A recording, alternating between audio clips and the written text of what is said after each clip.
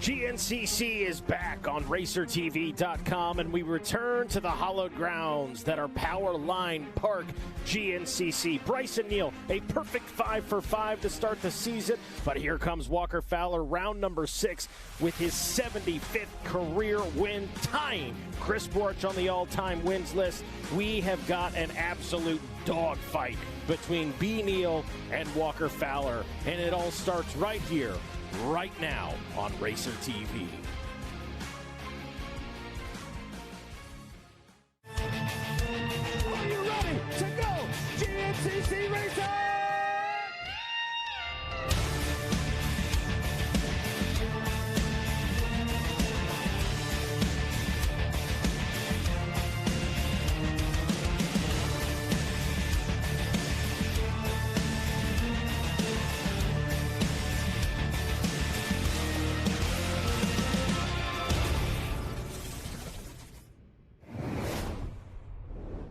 Good afternoon and welcome to round number 7 of the 2024 Progressive Grand National Cross Country Racing Series, presented by Specialized, your AMA National Championship. We are back in St. Clairsville, Ohio for the Kenda Tires Powerline Park GNCC. And we welcome in the booth, as always, Johnny Gallagher. Johnny, it's been a few years since we've been back on the Powerline property. Normally it was in the fall as well. A little different this year. We're back. Welcome back to Powerline Park, I guess. Yeah, it's been since 2018 that we were here last, so definitely a good little chunk of time away. Good to be back here. A lot of races run here, a lot of historic races with a lot of great action over the years. And we're back, baby, and it's typical Powerline, looking like it's going to be slick, and it's going to provide great racing action. I expect a lot of passing and a lot of fun action out on the course over the next couple days. Well, you talk about Powerline Park being a place of history. 2 weeks ago at the Hoosier GNCC, we had some history. Walker Fowler finally hitting number 75, now tying Chris Borch on the all-time GNCC wins list. And he did it in, honestly, I don't know if it was a purposeful tribute to Chris Borch, but he Borched Bryson Neal for the win on the white flag lap. And he himself in the post-race interview said, you know, what better way than to, now there is no longer a winningest rider in GNCC history. There's two. And to tie Chris Borch on a Chris Borch pass on the last lap and nail on the head, man. I mean, he just, Bryson Neal left the door open, Walker Fowler, just charged through it, and ultimately it provided us with some great action at the closing moments of the Hoosier GNCC 2 weeks ago. Yeah, incredible race. Bryson Neal initially had finished second place. There was a penalty assessed, so he ended up actually taking third on the day, and Wyatt Wilkin bumps up into the 2 spot. So a couple of things there, Johnny. One, I think Bryson Neal comes out swinging today. You know he wants to win. He's still in a great position for the championship, and the maturity level is there. But coming off kind of maybe a frustrating race where, hey, I was penalized, not crazy about that. It is what it is. It was true. It happened, and he took that like a man. But nonetheless, I got to think Bryson Neal is going to be very focused today. In the same breath, Wyatt Wilkin, hey, you inherited that too.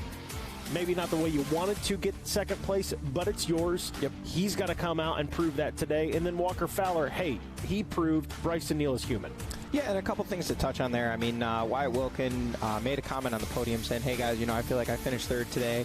That said, with Bryson being penalized, obviously being awarded second, nonetheless, Wyatt earned himself a podium, very much so, rode solid all day long, kept himself in that fight, and earned himself a podium regardless of the position. Right. If you're Bryson Neal and Walker Fowler, I think the dynamic and kind of the feeling after the race changed quickly. When they crossed the finish line, it seemed like, a lot of camaraderie. Yeah. Definitely a battle well fought. Seemed like that last pass was even well received by Bryson.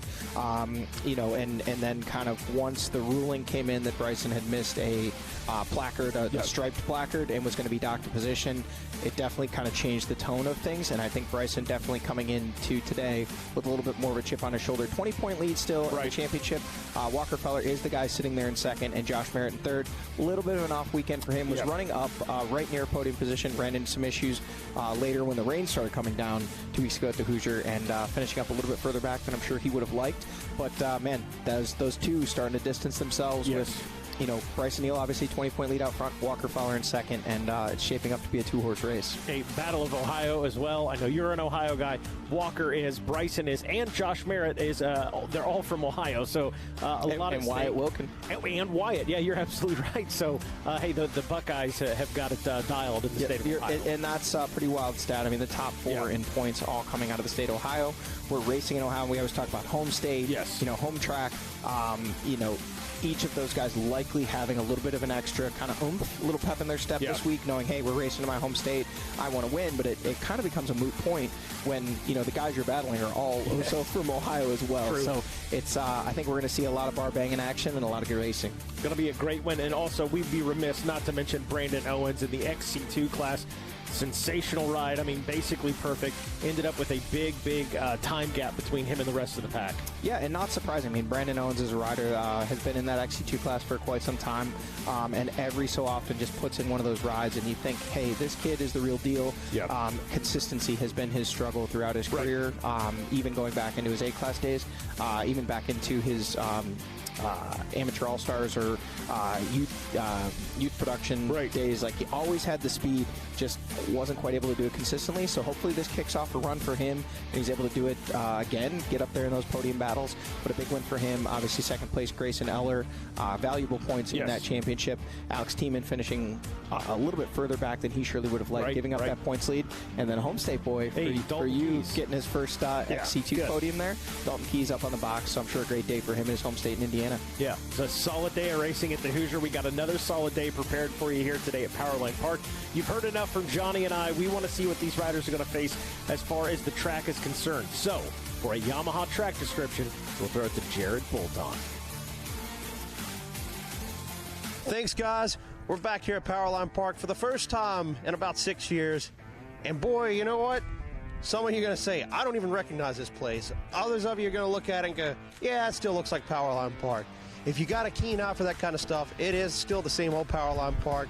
But if you're a little foggy on the memory, this is going to feel like a whole new place to you. And even if you are pretty good on your memory, there's some areas where you're going to go, man, I don't ever remember coming in here. And that's by design. We've really worked hard. We found some places we didn't ride when we were here before. This place has a long history. We started coming here in 2001. We're there all the way up through 2018. Took a few years off, and now we're back. And like I said, it's a lot different, but by and far, Powerline Park was always a little bit on the fast side. And that still holds true in places, but there's also a lot of spots where this has grown over. It's gotten a little tighter. There's been virtually no riding here since the last time we were here, and it's really changed things a lot. And you know what I'm going to say? It makes it a little bit of something for everyone. But the guys that are good on that hard pack slick stuff, namely the Ohio guys, they're going to have a little bit of an advantage here at Powerline Park. That's this weekend's track description. Back to you guys. All right, and there you have it, folks. There's a little preview of what these guys are going to be facing out there on the track today. Thank you, Jared, and thank you, Yamaha Racing, for that description. Mikey needs to get down to the starting line to do some 10-second calls. He's got to get this race off and running. We're going to get a word from our sponsors, and we'll be back with all of the racing action live on Racer TV.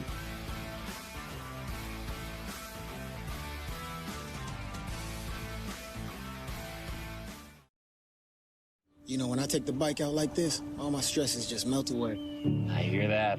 This bad boy can fix anything. Yep, tough day at work. Nice cruiser sorts you right out. When I'm riding, I'm not even thinking about my painful cavity. Oh, you shouldn't ignore that. And every time I get stressed about having to pay my bills, I just hop on the bike, man. Oh, come on, man. You got to pay your bills. You don't have to worry about anything when you're protected by America's #1 motorcycle insurer. Well, you definitely do. Those things aren't related, so... Ah, yee! Oh, that is a vibrating pain.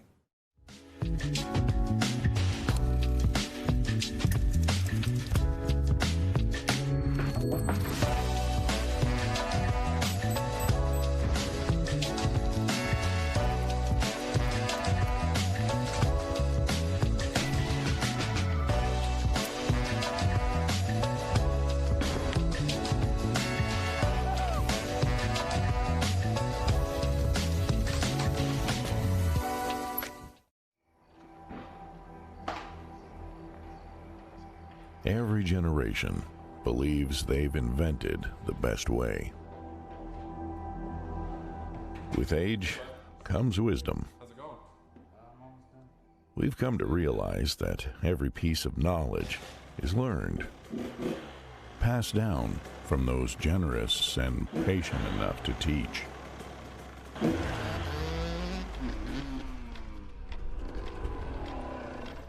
bogging off the bottom. Let's take a look. Legacy. It's not about leaving something behind to be remembered by. It's realizing that the future lies within the next generation. Let's call it a night. All right. The nature of true progress is humbly building something bigger than yourself.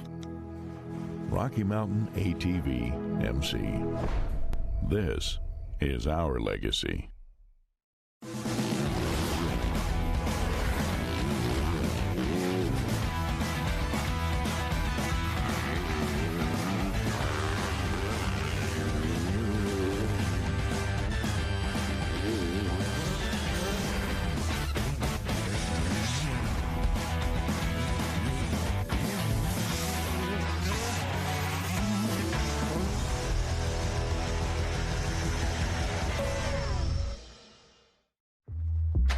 Whatever you drive, however you drive. AMSOIL specially engineers lubricants to maximize power, performance, and protection in your vehicles, so you can work hard and play hard with confidence.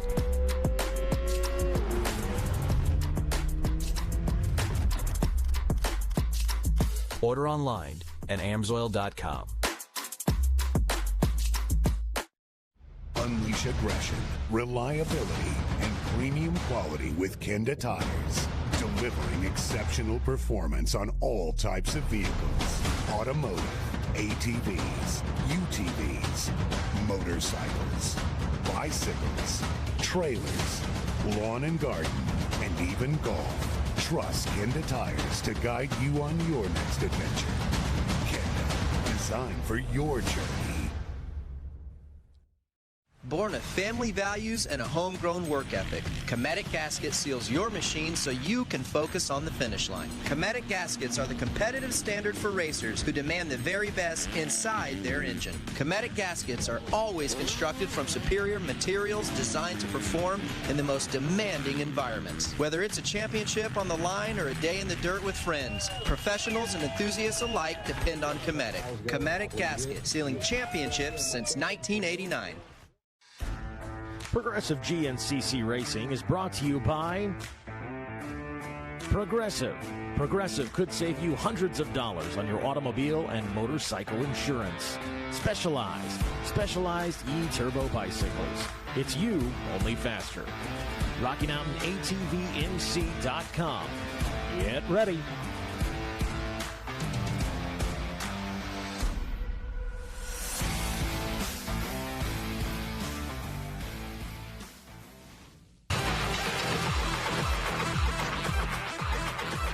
And a good afternoon and welcome to everybody watching at home on RacerTV.com. As you guys tune in here, well, we are in that hurry up and wait mode right now.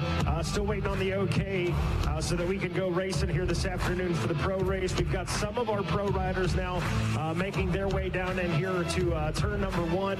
So we'll have obviously our prayer, our national anthem, and we'll get into our rider introductions here in a moment. If you're just tuning in on Racer TV, the delay, well, I'm going to be honest. I'm not going to sugarcoat it for you. Rain, right? That's been the story of the last, honestly, probably year and a half at this point. But it is what it is. It definitely came down. It was raining cats and dogs. And, I mean, like Great Danes and like great, just these tigers and lions. Oh, my. That's how big the rain was. It was a deluge. I'm exaggerating a little bit. But nonetheless, rain came in about midway through the AM race, and still waiting on track sweep to come in for that one. But, boy, going to be a great race. Round number 7 of the 2024 season. And, of course, Walker Fowler coming off his 75th career win, tying Chris Borich on the all-time wins list just a couple of weeks ago at the Hoosier GNCC, and in what epic fashion as well. A word that's overused, epic, I know, but there is no other way to describe that. That's just exactly what it was. He Boriched him, right?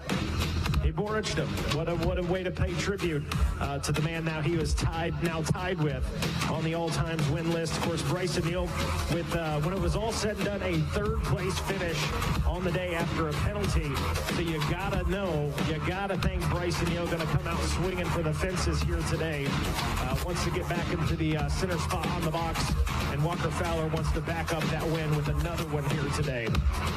So waiting to get things underway. And, boy, it's been a good one. It's been a great weekend so far. The sun is popping out. Maybe all we needed to do was go live on Racer TV. That might be it. We may have just needed to go live on Racer TV because now the sun is peeking out from the clouds, and it's been a good one.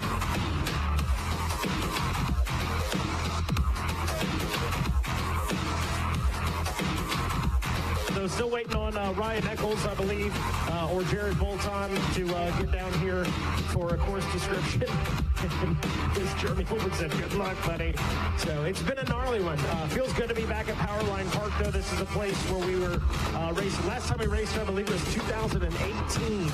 And this was always our, to steal one out of the Rodney playbook, penultimate.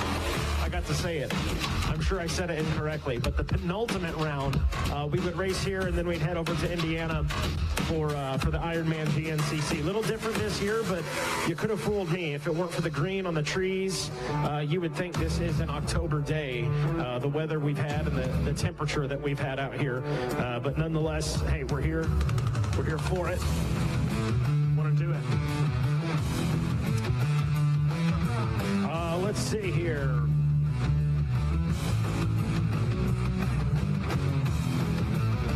Sneak over and just start talking to XC1 guys. How much time do you think we got? Oh, they're finding people. Cool. That's what you're going to do.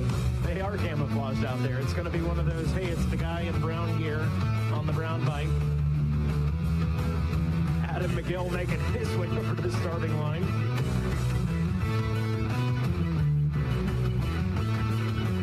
So again, Bryson Neal, your points leader coming into today. We got whole shots up for grabs. XC1 Canati Tires got the whole shot award, and of course BNR Motorsports, your whole shot award for the XC2 class. This is the Kenda Tires Powerline Park GNCC. If you're out here on property with us, Kenda Tires really rolling out the red carpet. Had an autograph signing going on yesterday. I'll show those guys some love. Some of the pro riders and big names they had out here with us.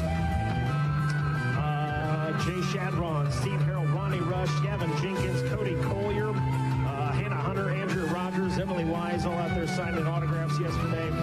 Kenda Tires rolling out the red carpet here tonight as well.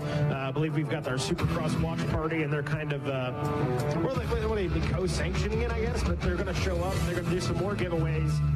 Tires, baby. Giving away tires. So that's going to be taking place tonight. We've got our youth mud fleas up there in turn 3, and I'm not saying, I don't want to mention names, but they were being good, they were behaving, and they were just sliding on their feet, and some announcer guy offered up $10 if they did a belly slide, and now they look like little baby junior mud fleas out there, and I'm sure mom and dad are trying to figure out who that announcer was that told them to do that. I think it was either Zach Heron or Jackson Burrow, I'm not sure which, but it was definitely one of those guys, and totally not me, that instigated that situation. But going to be a good one. I know as soon as I step off of the Monster Energy Activation Transport to go talk to my pro guys, Ryan Eccles is going to roll up. But I'm going to risk it anyways. I'm going to walk over there and see if we can't powwow with some of the guys. And if he shows up, yell at me. We'll see what happens. We will see what happens. Ricky said, I'm going to stay right here, and I don't blame you, buddy. I'll keep my eye on it. Judd, yell at me if Ryan Eccles rolls in. We'll see how nervous these guys are. We'll see if I can make them more nervous. That's what I'm really going for. I want them to be more nervous. Not really. I want them to be chill and ready.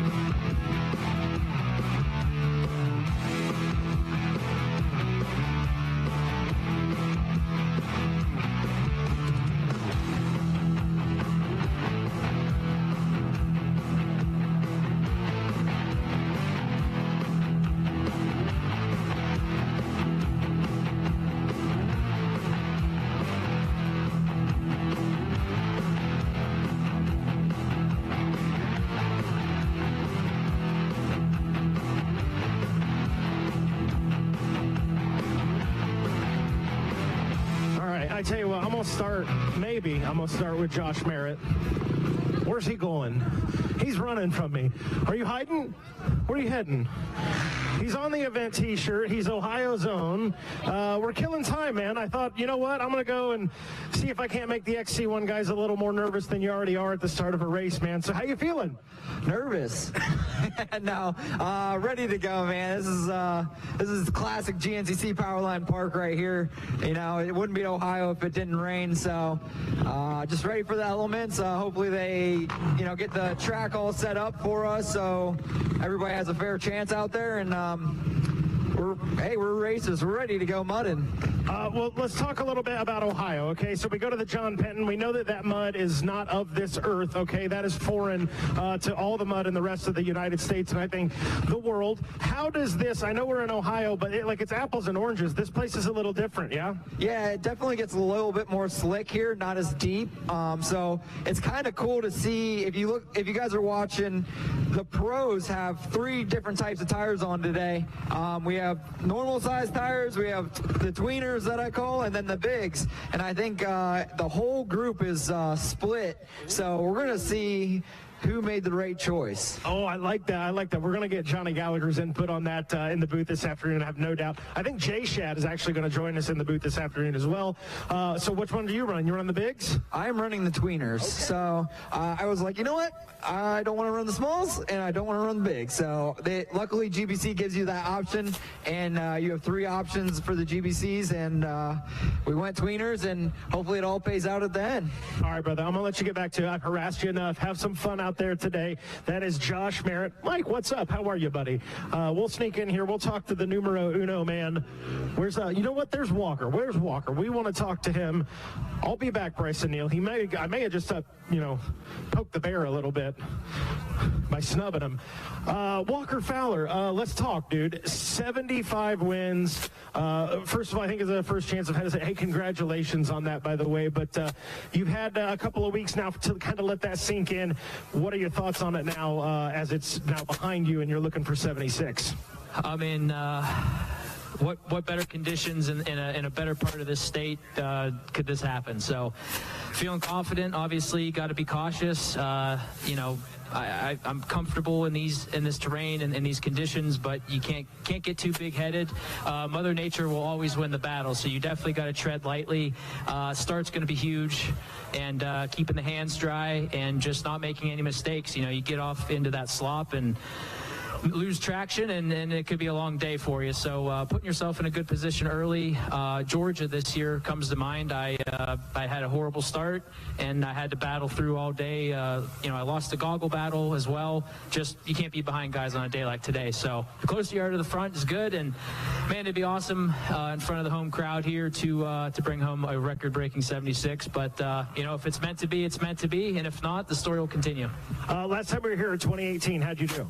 I'm thinking I won, and I think I locked up a championship that day. So obviously not locking up any championships at round 7, but we are still in the fight, which I'm just so blessed to be able to have this chance to race again, and it's cool to be here. I wish a couple of the features at this track were going to be in, but I think they knew the weather was coming, so they've taken a couple things out. But the track is still treacherous, and I forgot how much elevation is at this track. When I was biking yesterday, it's just up and down, and creek crossings, creek beds.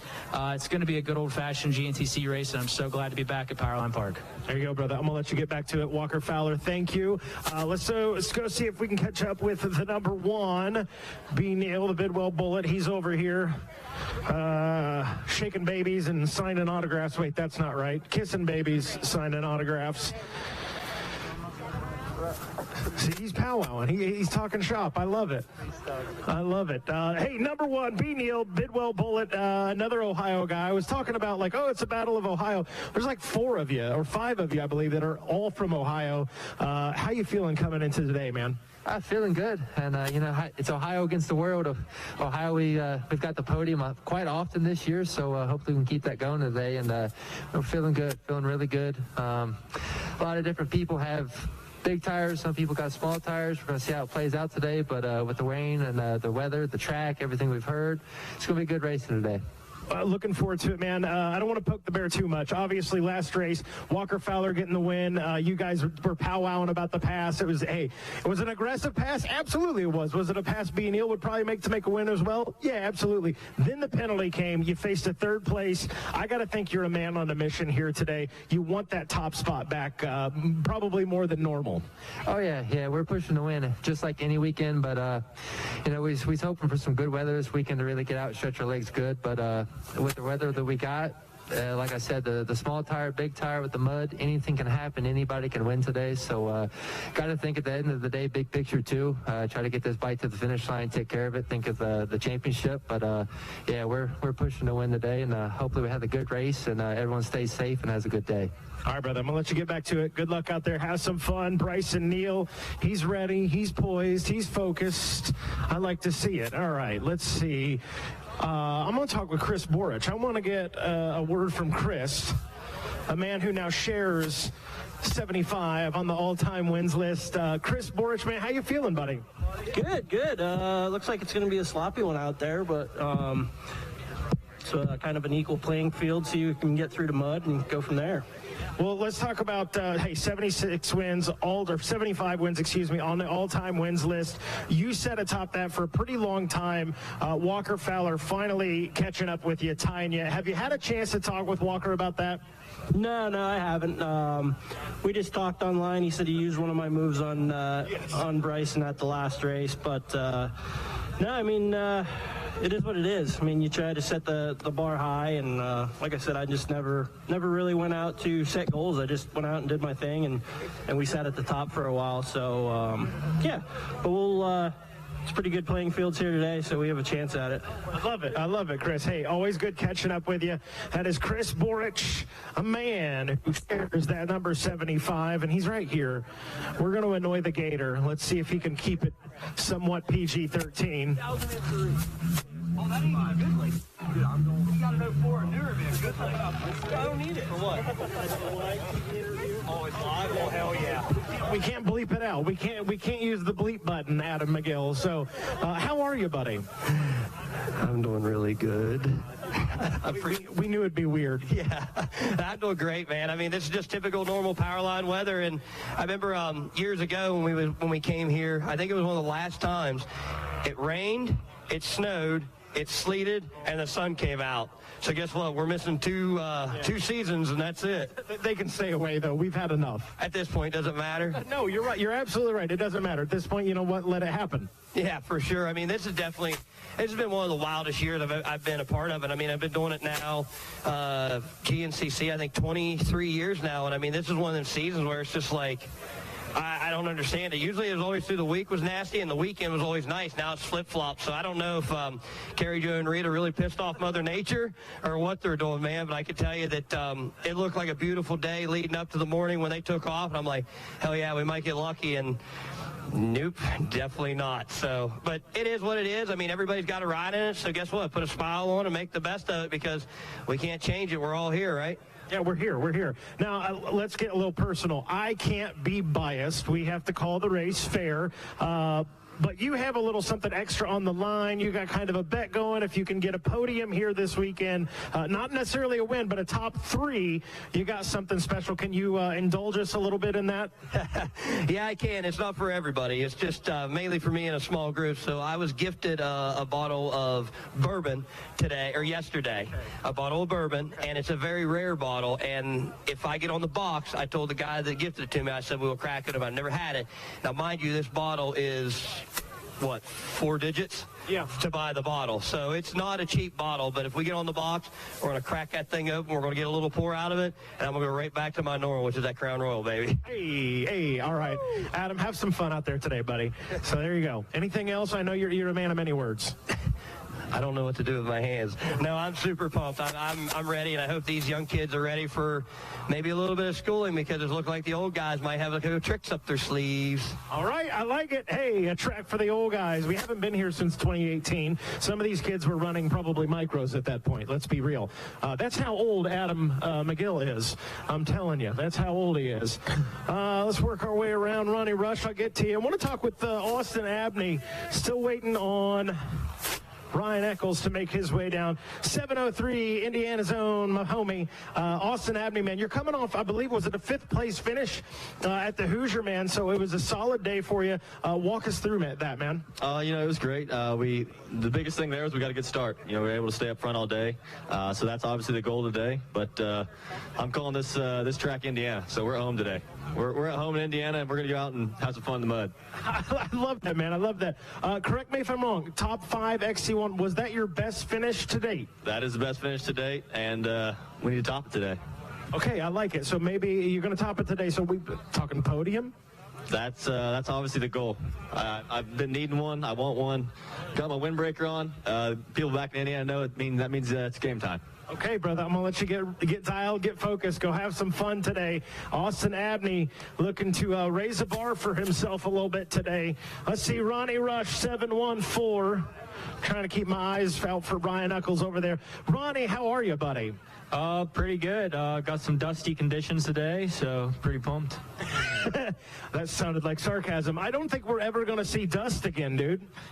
Yeah. I mean, I'm a smaller guy, so it doesn't really benefit me as much. But we're from PA, man, so we're used to these conditions. So just gotta keep our head down and try and put ourselves in a position to capitalize on the day. Just minimize mistakes and keep moving. I love it, brother. Ronnie, have some fun out there today, my guy. Ronnie Rush, ready and dialed, ready to get this thing underway here. Let's see. Hunter Hart was out and about. Where'd he go? Is he hiding? He's hiding? All right, that's fair. That's fair. Here's old Dub. Oh, Wyatt Wilkin. Hey, I have a funny story for you. I got to do ATVMX last weekend, Ironman ATVMX. Wesley Wolf came into the booth. He called it with me. I was like, dude, I owe you an apology. He said, why? I said, I did. I called Wyatt Wilkin WW. I'm like, and everybody came for me, man. I mean, and they gave me the smoke. I was like, I didn't realize that was copywritten. Apparently it is. Yeah, Wesley's always been known as WW. I have a couple people that call me W squared. It's a little bit different, but yeah, Wesley had that one. All right, brother, I'll do W squared. I got you. Wyatt, coming off a great race, man. I loved kind of your perspective. I feel like I finished 3rd today. It is what it is, though. I mean, things happen. You got 2nd. How do you come out and kind of back that up here this weekend?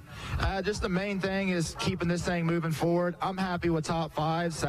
I'm learning right now. So if I can get a podium, I'm tickled to death. So just get out here with the top 5, get this thing, keep moving. I'll be happy.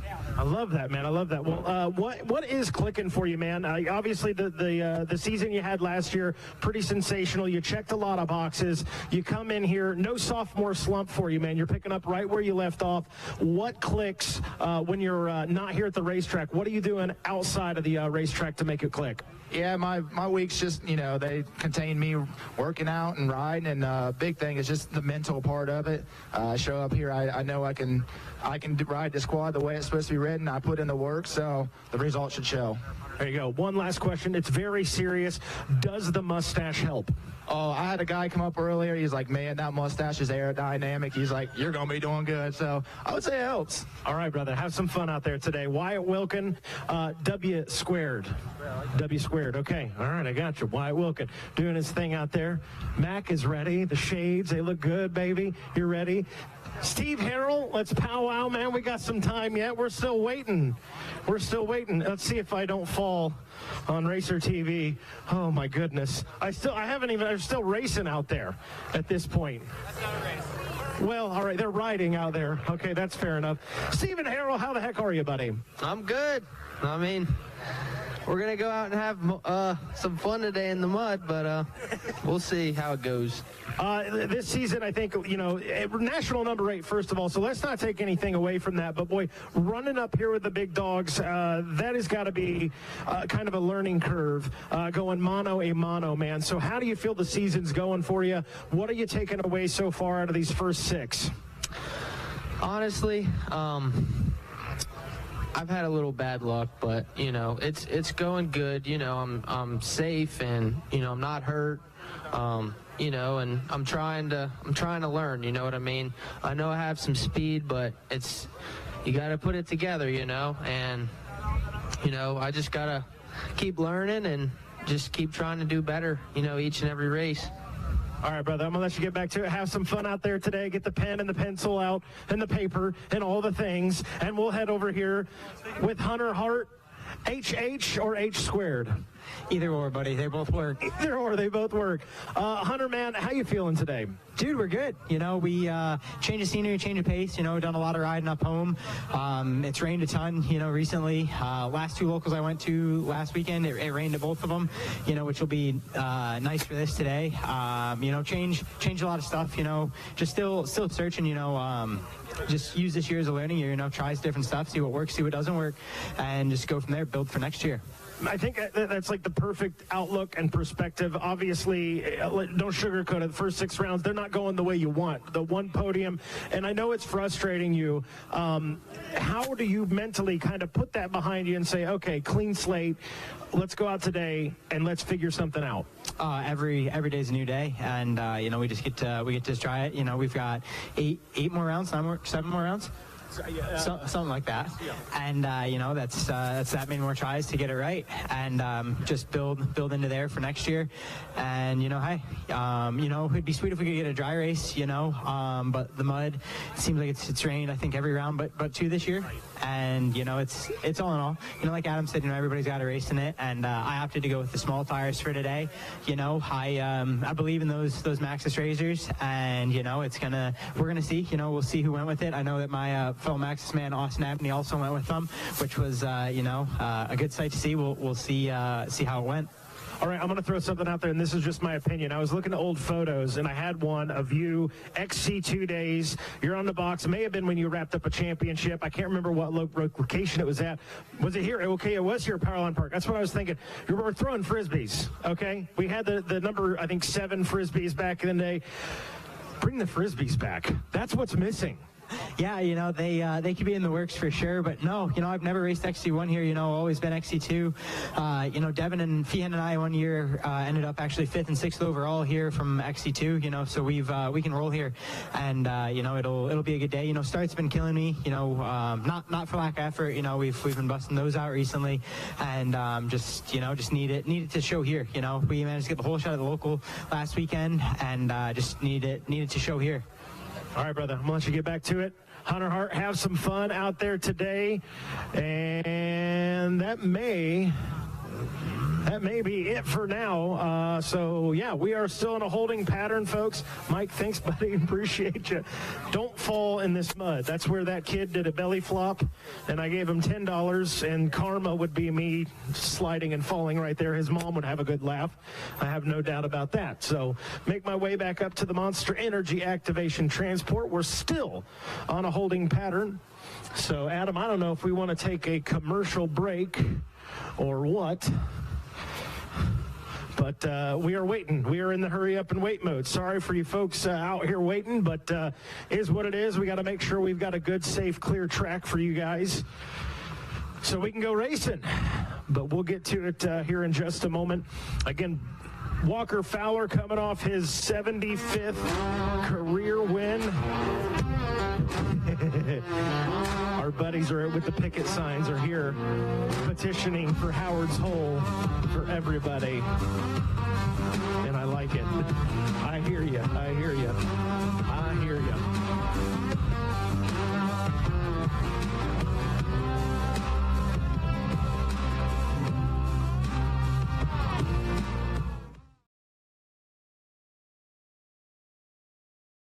When I take the bike out like this, all my stresses just melt away.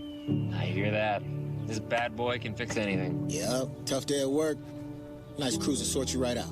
When I'm riding, I'm not even thinking about my painful cavity. Oh, you shouldn't ignore that. And every time I get stressed about having to pay my bills, I just hop on the bike, man. Oh, come on, man. You gotta pay your bills. You don't have to worry about anything when you're protected by America's #1 motorcycle insurer.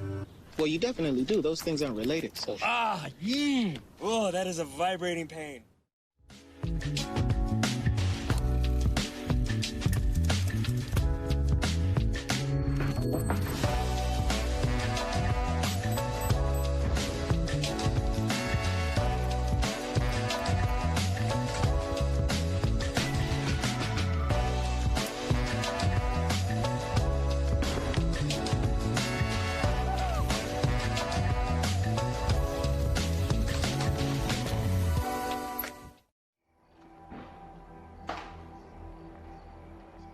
Every generation believes they've invented the best way.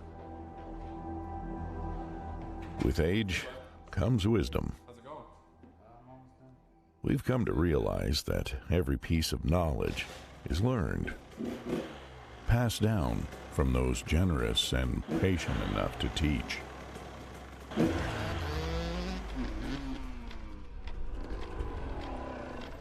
Bogging off the bottom. Let's take a look. Legacy. It's not about leaving something behind to be remembered by. It's realizing that the future lies within the next generation. Let's call it a night. All right.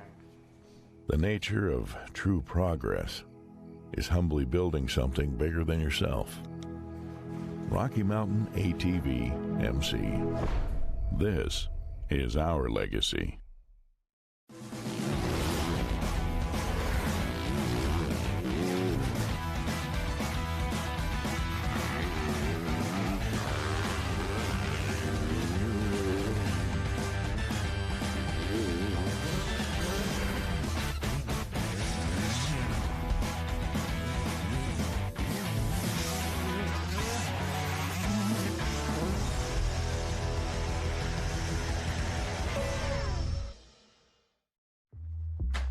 Whatever you drive, however you drive. AMSOIL specially engineers lubricants to maximize power, performance, and protection in your vehicles, so you can work hard and play hard with confidence.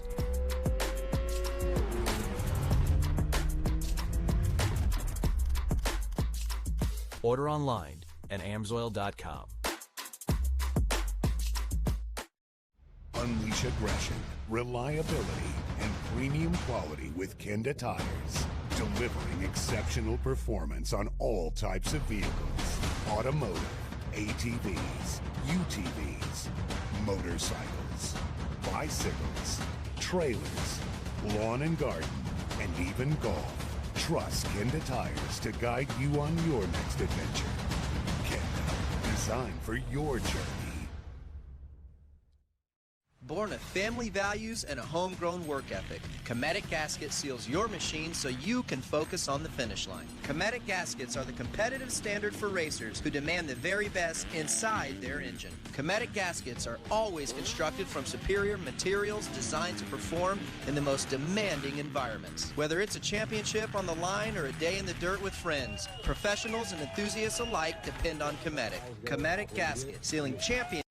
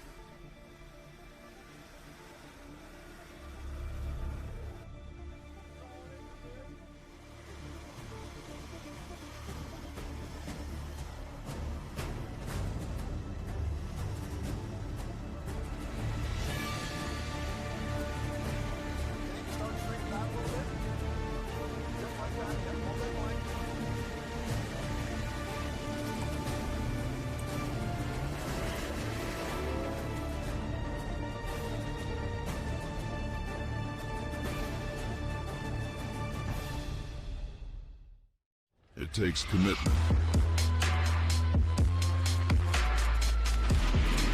passion, and endurance to make something great.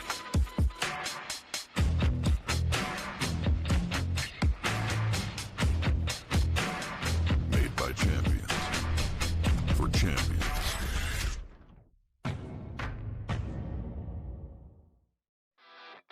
On Track School is an online private school catering to some of the top athletes in the world. We offer a flexible schedule for students that are chasing their dreams and always on the go. We are an accredited K-12 school where students can graduate with a diploma. Scan the QR code or call us to book an appointment with one of our learning coaches to discuss your students' next steps.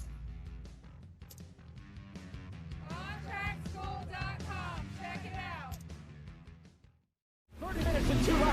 Let's go racing. Full contact. Look at that lead. Down to the inside.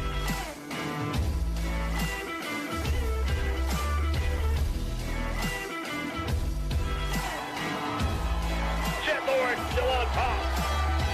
Oh, the podium's here. I don't think any atmosphere can match it. Nothing quite like pro motocross.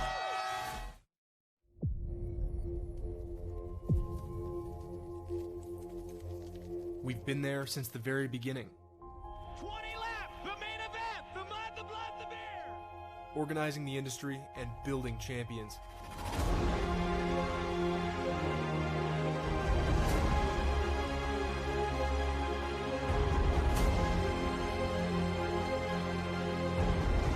"100 years of defending your rights to ride into the future."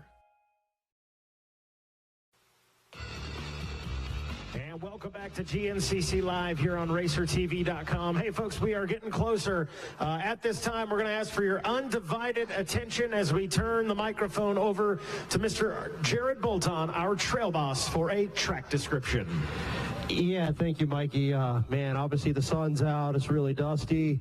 You guys are going to need to really be careful out there. There's a lot of really dry areas. You'll be in a cloud of dust for most of the race. Who's not paying attention? Come on now.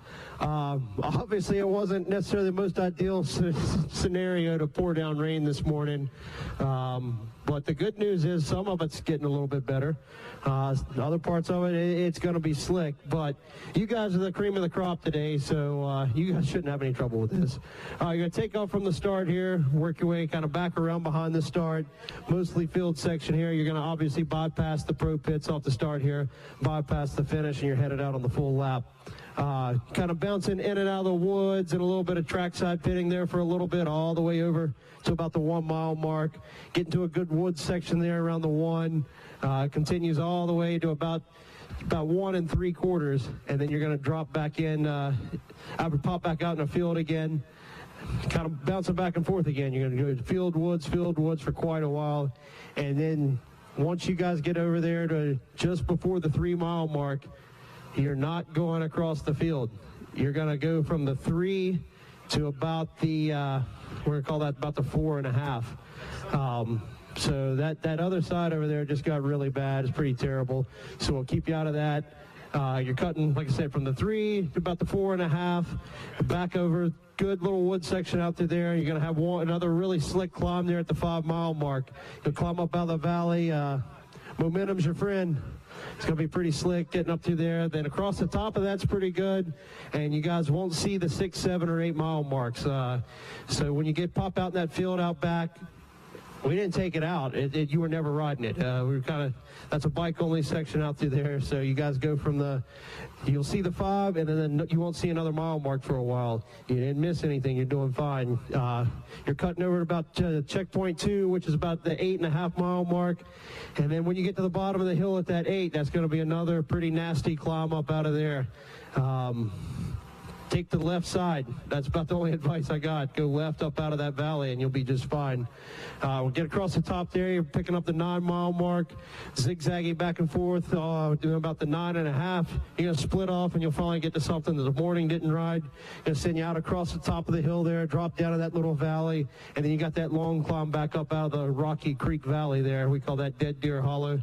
Back up out of Dead Deer and you're headed back into the morning track there, and you're headed over to the 10 mile mark. Took out one of those hills there at the end of the AM race, so you're kind of coming up one of our tow roads there at the 10 mile mark.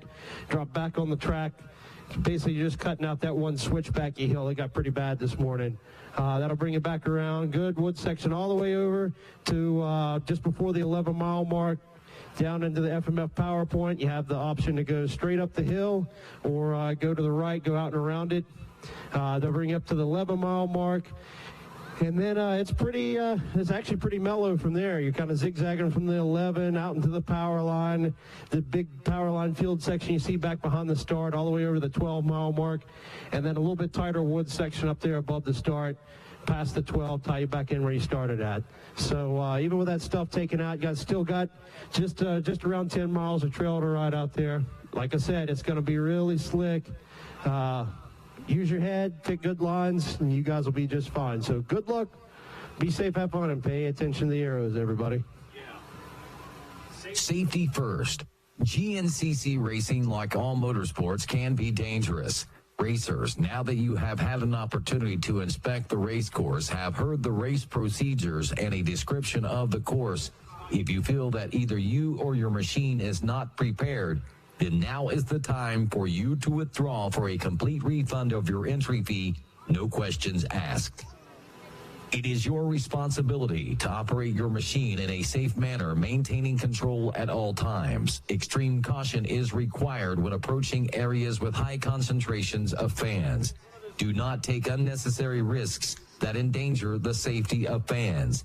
You will be penalized for reckless racing. Race fans, due to the nature of GNCC racing, there is no fence barrier around the race course. It is your responsibility to keep yourself and your children a safe distance from the race course. Never turn your back on oncoming racers and use extreme caution when crossing the race course. And remember, stay off the track.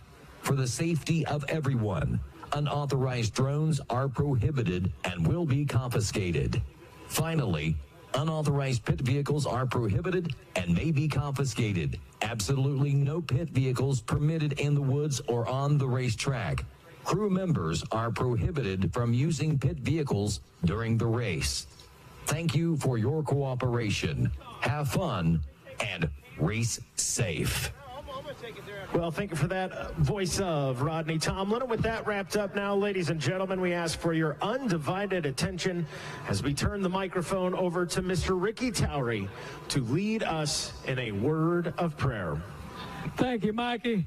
Hey, let's go to the Lord this afternoon. Let's have a word of prayer together. Heavenly Father, once again, thank you for bringing us all together safely to have a little fun. Lord, we ask you watch over these riders this afternoon, that you would keep them safe. Let them go out there and have a good time together. We do thank you for the landowner for letting us use this property to have some fun on. Without landowners, we have nowhere to race. Continue to bless that family. Lord, watch over our military men and women. They are in all parts of the world right now that we don't even know about, keeping us safe and free. That's why we're able to come out here and have some fun. Do be with our leaders at the high level and the local level, that they would continue to make the right decisions for our country each and every day. Lord, we just thank you for being in control of everything for us each and every day. We already had so much fun today. We just had to let us have a few more hours this afternoon for a little bit more fun. Lord, once again, thank you for watching over us and protecting us. As we head down the road home later today and tomorrow, we ask that you would take us all home safely, so that one day we're going to get back together and we're going to have some more fun. In Christ's name we pray. Amen. Amen. Thank you for that, Ricky. And now as Ricky Towery will make his way over to turn number 1, at this time, if you have not already, please remove your hats and cross your hearts as we honor the greatest nation in the world with the playing of our national anthem. Oh, say, can you see by the dawn's early light what so proudly we hailed at the twilight's last gleaming, whose broad strides and bright stars through the perilous fight o'er the ramparts we watched were so gallantly streaming, and the rockets red glare, the bombs bursting in air, gave proof through the night that our flag was still there. Oh, say does that star-spangled banner yet wave?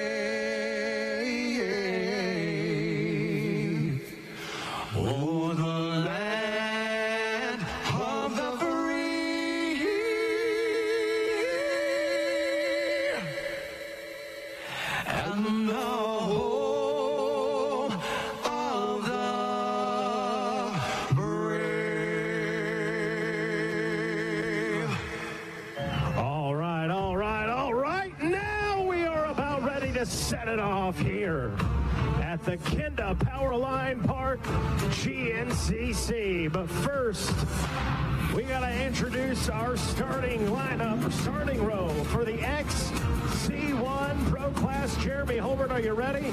I got a thumbs up, and we are ready. So without further ado, ladies and gentlemen, your starting row for the XC1 Pro Class.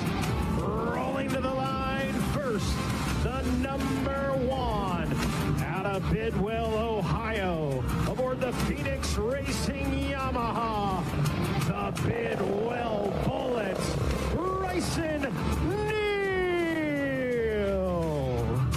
Rolling to the line next, the number 723 out of Rogers, Ohio, aboard the GBC Fly Racing B&R and WFR back to Yamaha, Walker Fowler. Rolling to the line next, the number 5 out of Akron, Ohio, aboard the B&R Motorsports Action Off-Road and GBC back to Yamaha, Josh Merritt. Rolling to the line next, the 621 out of Hillsboro, Ohio, aboard the Action Off-Road GBC and Hauser back to Yamaha, Wyatt Wilkin. And rolling to the line next, the 521 out of Waverly West by God, Virginia, on the Ober Tires Moose Racing and McGill Mafia backed Honda, the Gator, Adam McGill. And rolling to the line next, the number 2 out of Newfield, New York, aboard the Fly Racing Ithaca Recreation Sports back to Yamaha, Hunter Hart. Rolling to the line next, the number 8 out of Elkridge, Maryland, aboard the B&R Motorsports Kinda and Fearless back to Yamaha, Stephen Harrell. Rolling to the line next, the 703 coming off his best finish in the XC1 Pro Class from Petersburg, Indiana, aboard the Action Off-Road Maxxis Fly Racing and Lone Star back to Yamaha, Austin Abney. Rolling to the line next, the number 12 out of Sunbury, Pennsylvania, aboard the Action Off-Road Amsoil CV Racing back to Yamaha, Chris Forage. Rolling to the line next, the 714 out of Pittsburgh, Pennsylvania, on the Bulletproof Doors, Kinda Tires, and Senge Graphics back to Yamaha, Ronnie Rush. Rolling to the line next, the number 9 out of Casca, Pennsylvania, on a JMR, GBC, Elka, and Moose Racing back to Honda, the Cobra, Jared McClure. Rolling to the line next, the 712 out of Waxhaw, North Carolina, aboard the Phoenix Racing Yamaha, John Glada Jr. And welcome to the XC1 Pro Class, the 246 out of Walker, West Virginia, on the Sturdivant Racing back to Yamaha, Brandon Owens. And that, ladies and gentlemen, is your starting row for the XC1 Pro Class here at the Kinda Powerline Park, GNCC. Round number 7 of the 2024 season. ATV Pro Race finally getting underway as DJ Judd exits the Monster Energy Activation Transport, jumps into the Yamaha R-Max 1000, throws on the Sparkle helmet. Details, baby, details. This is where we like to say, DJ Judd, remove the meat. And as DJ Judd exits the starting line with the Monster Energy Activation Transport, all eyes will fixate down into turn number 1, where the maestro, Ricky Towery, takes the reins of this race, and we go as Ricky goes.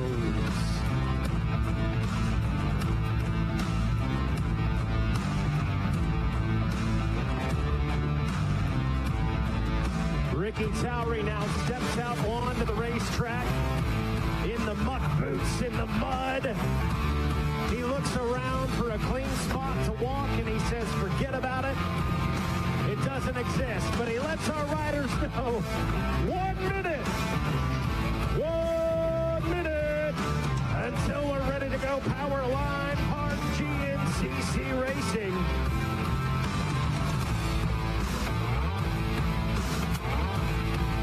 And now Ricky Towery slides his way back onto the track. Shakes his head, and the blue flag waves, blue flag waves. Shut him down, shut him down, shut him down. As we are just about ready to roll now. And I gotta ask you, Powerline Park, are you ready to go GNCC Racing? That's pretty good, but it is you who brave the elements. It's you who's freezing your butt off. It's you who's soaking wet and got to do all that laundry. So I'm going to ask you one more time. Are you ready to go GNCC Racing?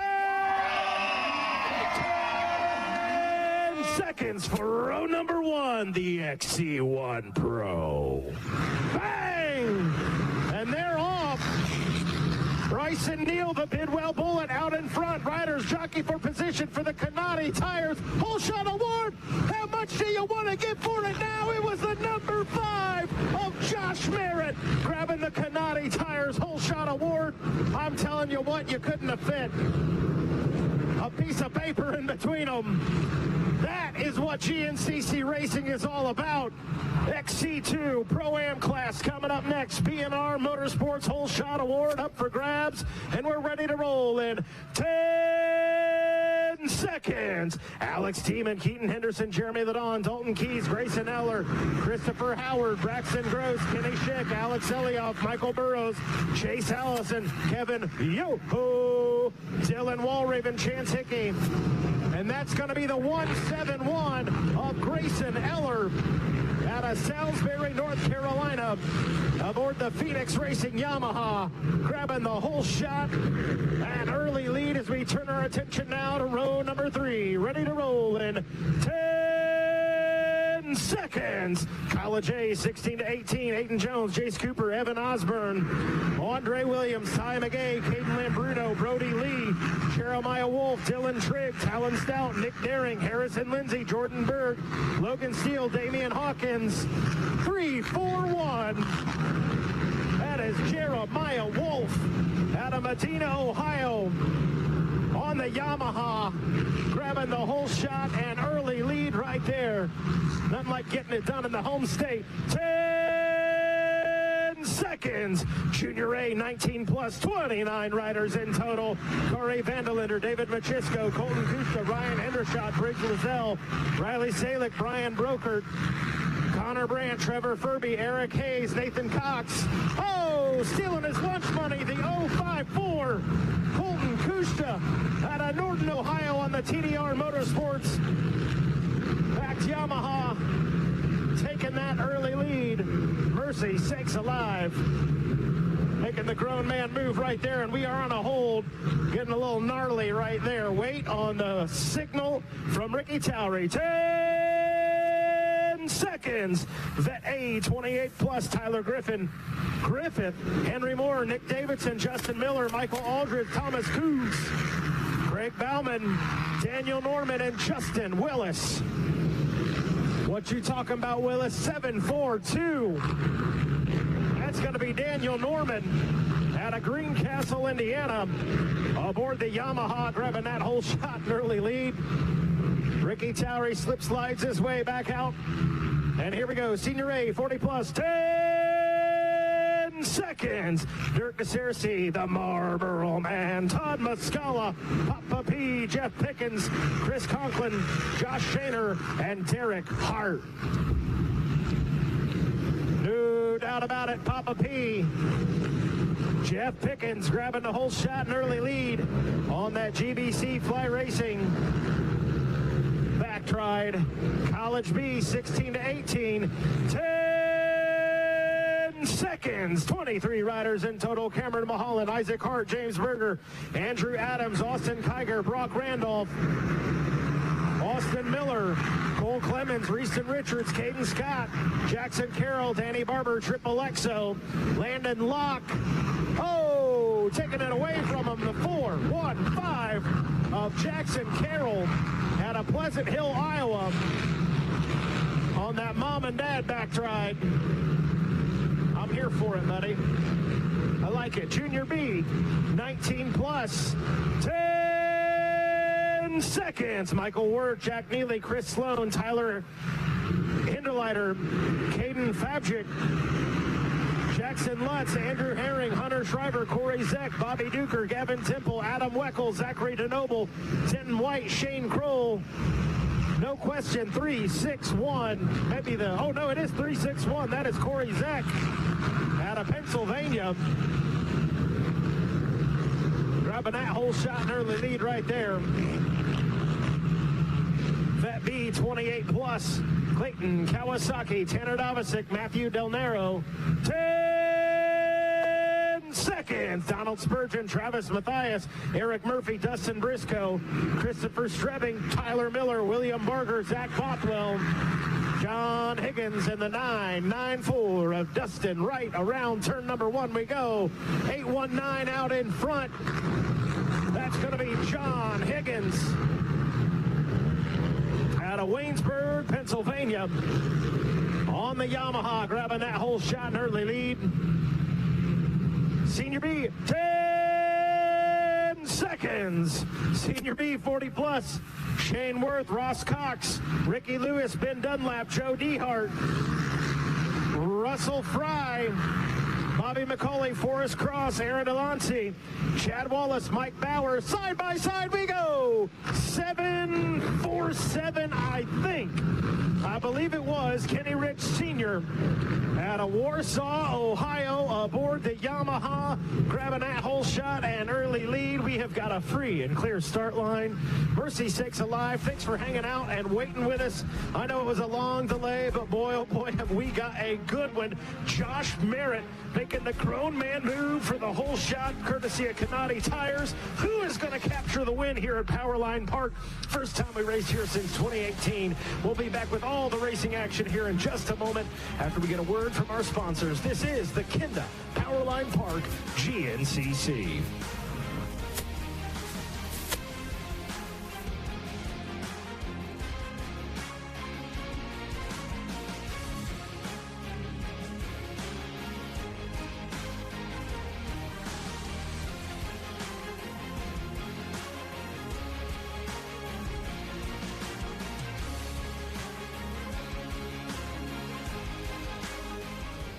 You know, when I take the bike out like this, all my stresses just melt away. I hear that. This bad boy can fix anything. Yep, tough day at work. Nice to cruise to sort you right out. When I'm riding, I'm not even thinking about my painful cavity. Oh, you shouldn't ignore that. And every time I get stressed about having to pay my bills, I just hop on the bike, man. Oh, come on, man. You gotta pay your bills. You don't have to worry about anything when you're protected by America's #1 motorcycle insurer. Well, you definitely do. Those things aren't related, so... Ah, yee! Oh, that is a vibrating pain.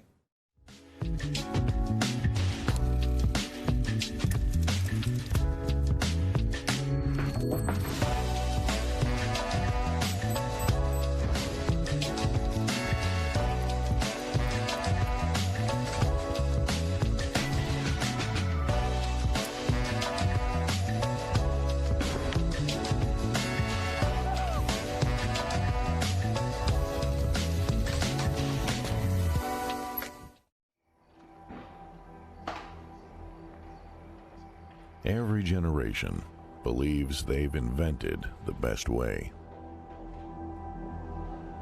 With age comes wisdom. We've come to realize that every piece of knowledge is learned, passed down from those generous and patient enough to teach. It's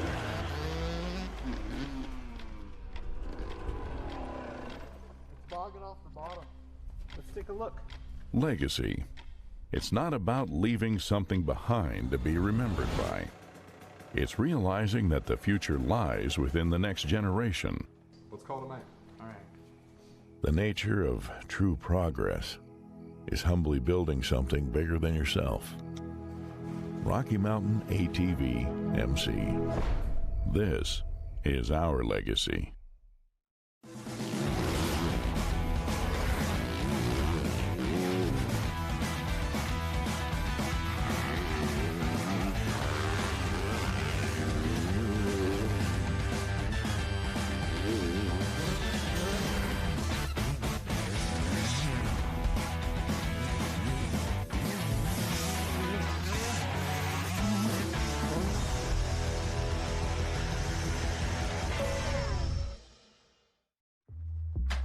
Whatever you drive, however you drive. AMSOIL specially engineers lubricants to maximize power, performance, and protection in your vehicles, so you can work hard and play hard with confidence.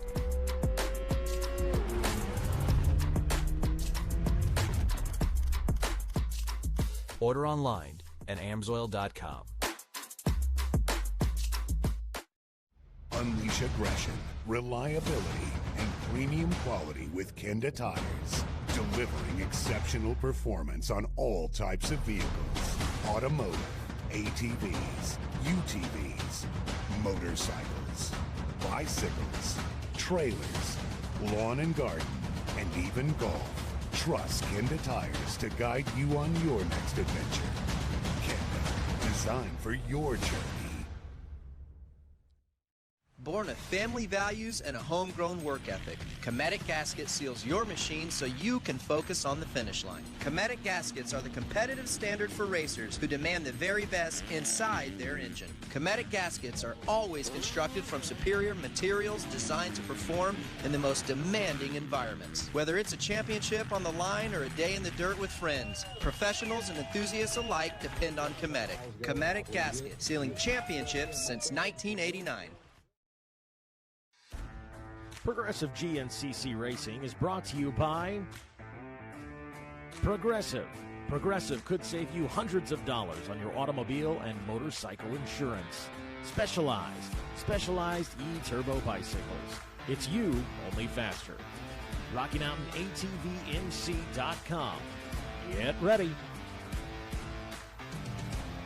Hello, everyone, and welcome back to Racer TV.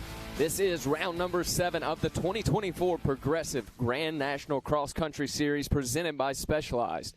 We are here in St. Clairsville, Ohio for the Kenda Powerline Park GNCC. My name is Jackson Burrell, and I will be alongside Zach Heron to bring you today's race. We'll go ahead and throw things over to Zach for the start recap. Well, before we even get to the start recap, we saw what it looked like before. This is what we're looking at now. We're mudsliding. All right, we're embracing it. You can't spell GNCC without mud, and that only makes sense if you race the series, guys, because we've organized it with Mother Nature. It works out. The rain has come. It's actually starting to rain again as we speak. And it's all right. Nobody's worried about it. Nobody's scared of it. It's part of it out here at GNCC Racing. As we get ready to take a look at how this afternoon race got kicked off. A little bit of a delay, folks. We appreciate you online waiting with us. Had to make sure everybody was off and safe. We take a look at the Specialized start recap with your XC1 Pro class. And, man, look at the jump from Bryson Neal, but hold on to it. Getting slideways, folks. You're going to hear that term a lot today. Josh Merritt runs it up the inside, hugs the tight line, and Josh Merritt is going to grab the whole shot out of your XC1 class. Here we see it's very off-camber. You can't quite tell on this drone shot, but they are at an extreme angle. And as they exited those first couple of corners, it looks like it is Josh Merritt, Bryson Neal, Wyatt Wilkin. Believe that might be the sneaky snake behind him, Jared McClure, followed by what looks to be Walker Fowler as they head off into the woods. Now we take a look at the XC2 Pro-Am start, and it is going to be the Phoenix Racing Yamaha of Grayson Eller with a straight shot into the inside of the corner. Hugs it, sways a little wide into that next right-hander And look at that. He's got a little bit of competition on the outside. I believe that is Braxton Gross that was giving him a run for his money, but it will be the 171 of Eller grabbing the whole shot out of that XC2 class. And on a day like today, Jackson, I cannot stress just how important a good start is. Yeah, no doubt about it. This is going to be a tough race for him. Like you said, it came quite the storm here earlier today. Mother Nature has still not decided what she wants to do out there. Raining just a second ago. Now the sun is shining. But we'll go ahead and take a look at the 2024 Series Championship point standing. And, of course, the number one, Bryson Neal, at the top of the list with 171 points. Walker Fowler sitting in second with 151. And then Josh Merritt holding on to that third spot with 114 points. Absolutely. And behind him is Wyatt Wilkin, who got that good start we saw earlier. Adam the Gator McGill sits in that fifth place spot with Hunter Hart, Stephen Harrell, Austin Abney, Chris Borich, and Ronnie Rush rounding out your top 10 out of your XC1 class. A lot of good vibes coming into the weekend, guys. I mean, of course, when everybody talks to Mikey, they seem extremely positive, but I truly do feel like some of these riders have a point to prove out here today. Going to give you guys a little breakdown as to the race format for today. Track length, not quite going to be that 13.5 miles. I believe in the pre-race report it has been cut down just a couple of miles, close to just over 10 miles now, due to some sections having to be cut out. And I promise you, if we're having to cut it out for the pro race, it needed to be cut out. But one thing that's not being cut is that 2-hour-long race. We are still going to battle for 2 hours. Your XC1 Pro class, that is 201 all the way up to 450 cc's, and your XC2 Pro-Am is 201 all the way up to 450 cc's. So pretty much the same as far as the bike size goes, but it's just maybe the proving grounds, if you will, jumping up to the XC1 class. Even heard from Hunter Hart the last time we were out at Powerline Park. He was in the XC2 class, so he says he considers himself an XC1 rookie out here this weekend in the XC1. We'll see what he is able to do as the green flag flies. This is your Yamaha Racing track map. Now, like we said, some of these sections have been cut out. They have been adapted due to the weather that we had earlier today. But one of the big points that I've been hearing about is that FMF PowerPoint, Jackson. We've got a camera down there. It's going to be fun to watch. There's some extreme hill climbs. There's some open field sections as well. And you might think, oh, well, field sections, those have got to be easy. They are not, my friend. I can promise you anything but out here. There are all kinds of challenges. Roots starting to come up. Slick, going to be a word you're hearing a lot of today. And I'm not just talking about the rain. We've got rocks. We've got roots. All the obstacles that we know and love when we come to GNCC Racing. Yeah, Zach, getting to talk to some of our women's pro earlier this morning after their race, saying that they were pushing the bikes just as much as they were riding them, if that gives you any indicator on what we're looking at here today. But, man, we'd like to welcome Johnny G into the booth, the Eagle Eye himself. Johnny, what are you seeing out there? Slick. Yeah, I figured slick conditions. Obviously, with the rain that came, this place is looks like we're going back to some specialized rapid replays. That is Kevin Yoho, one of our XC2 riders, working their way through, and that is Dalton Keys, another one of our XC2 riders. But that shows normally this place really doesn't rut up. A lot of it is kind of just the high speed. There we see looks like Bryson Neal leading the way there on that specialized rapid replay. Don't know if Josh Merritt had already gone through the shot or if Bryson had managed to wrestle the lead away, but the big thing you can see starting to get stretched out. So there is Wyatt Wilkin, the 621 machine. So, again, this is a replay. We don't know if there is Walker Fowler, so 3 riders through. I didn't actually catch that one with the camera panning. Always hard to tell. But it looks like some more riders working their way through. That is Ronnie Rush on the 714 machine coming through. And, man, a lot of guys just there's Brandon Owens actually pulling over and letting Hunter Hart by. So Brandon Owens last race winning that XC2 class and coming out today trying his hand in the XC1 class. Not actually the first time that he's given it a go. A few years back he tried it, opting to go back and race the XC2 the following season. He did race it at the last race of the year coming through. There's the Gator, Adam McGill coming through. Man, the track is just slick. Everybody's taking their time trying to find the lines. Jackson pointed out, the WXC Pro women's racers talking about how they had to do a lot of pushing out there today. And talking with them, not so much that the track is so bad, more or less that the lapped riders were blocking up all of the passable lines. And there's a big difference in the skill level between your top 4x4 Pro and WXC riders and some of the beginner C-Class, trail riders that are out there in the morning. Not that we won't see potentially bottlenecks in the afternoon, but the overall skill level of the racers on the track is much higher. So even the tougher parts of the course, a little bit easier to navigate, so you don't see those 40, 50, 80, 100 rider bottlenecks. Usually if there's a bottleneck, it's, 5, 6, 8 guys, and they kind of get it going pretty quickly. But, man, it's just Slick. That's the word. Back to it. Absolutely. Now, you see on screen, the sun is shining, and earlier today, absolutely beautiful. Our micro riders finally got a good track. They were all smiles. It was nice to see children. Oh, look at that. What a save from that gentleman right there. We're going to announce the walking because the action's all over the place. I'm talking whether you're on a quad, on a motorcycle, on a bicycle, but this morning, it was all smooth sailing. Everybody was happy. It's going to be a beautiful weekend, and then somebody had to go and pull the radar out, and sure enough, when it came, the ground had already been beat down by that point, Johnny, so it was this hard-packed, slick soil, and then you toss water on top of it. I mean, basically making it into glass is now trying to see. Looks like that is your leader on screen, Bryson Neal. Maybe not your leader. Let's see. That's Wyatt Wilkin there behind him. This is, again, another replay. So that, pretty. That's Jared McClure. This was a little earlier on in the lap. You can see they were still very close together at this point. So this is before things got strung out. There's John Glauda Jr. working his way through. And there's Hunter Hart. Talked about in the pre-race report, there was Austin Abney coming by. You know, there is a big difference in setup for a race like this. You heard Josh Merritt, if you listen to the pre-race report, talking about the tire setup. Normally two distinct differences, and we've kind of introduced a third option for the riders with what we call the mediums or the tweeners. So to break it down, most sport quads run a 21-inch front tire and 22-inch or 20-inch rear tire. Oh, here we go. Live footage on screen. Out front, it is the number one, the Bidwell Bullet. 10 miles into this one, and it does appear that he is, in fact, leading the way.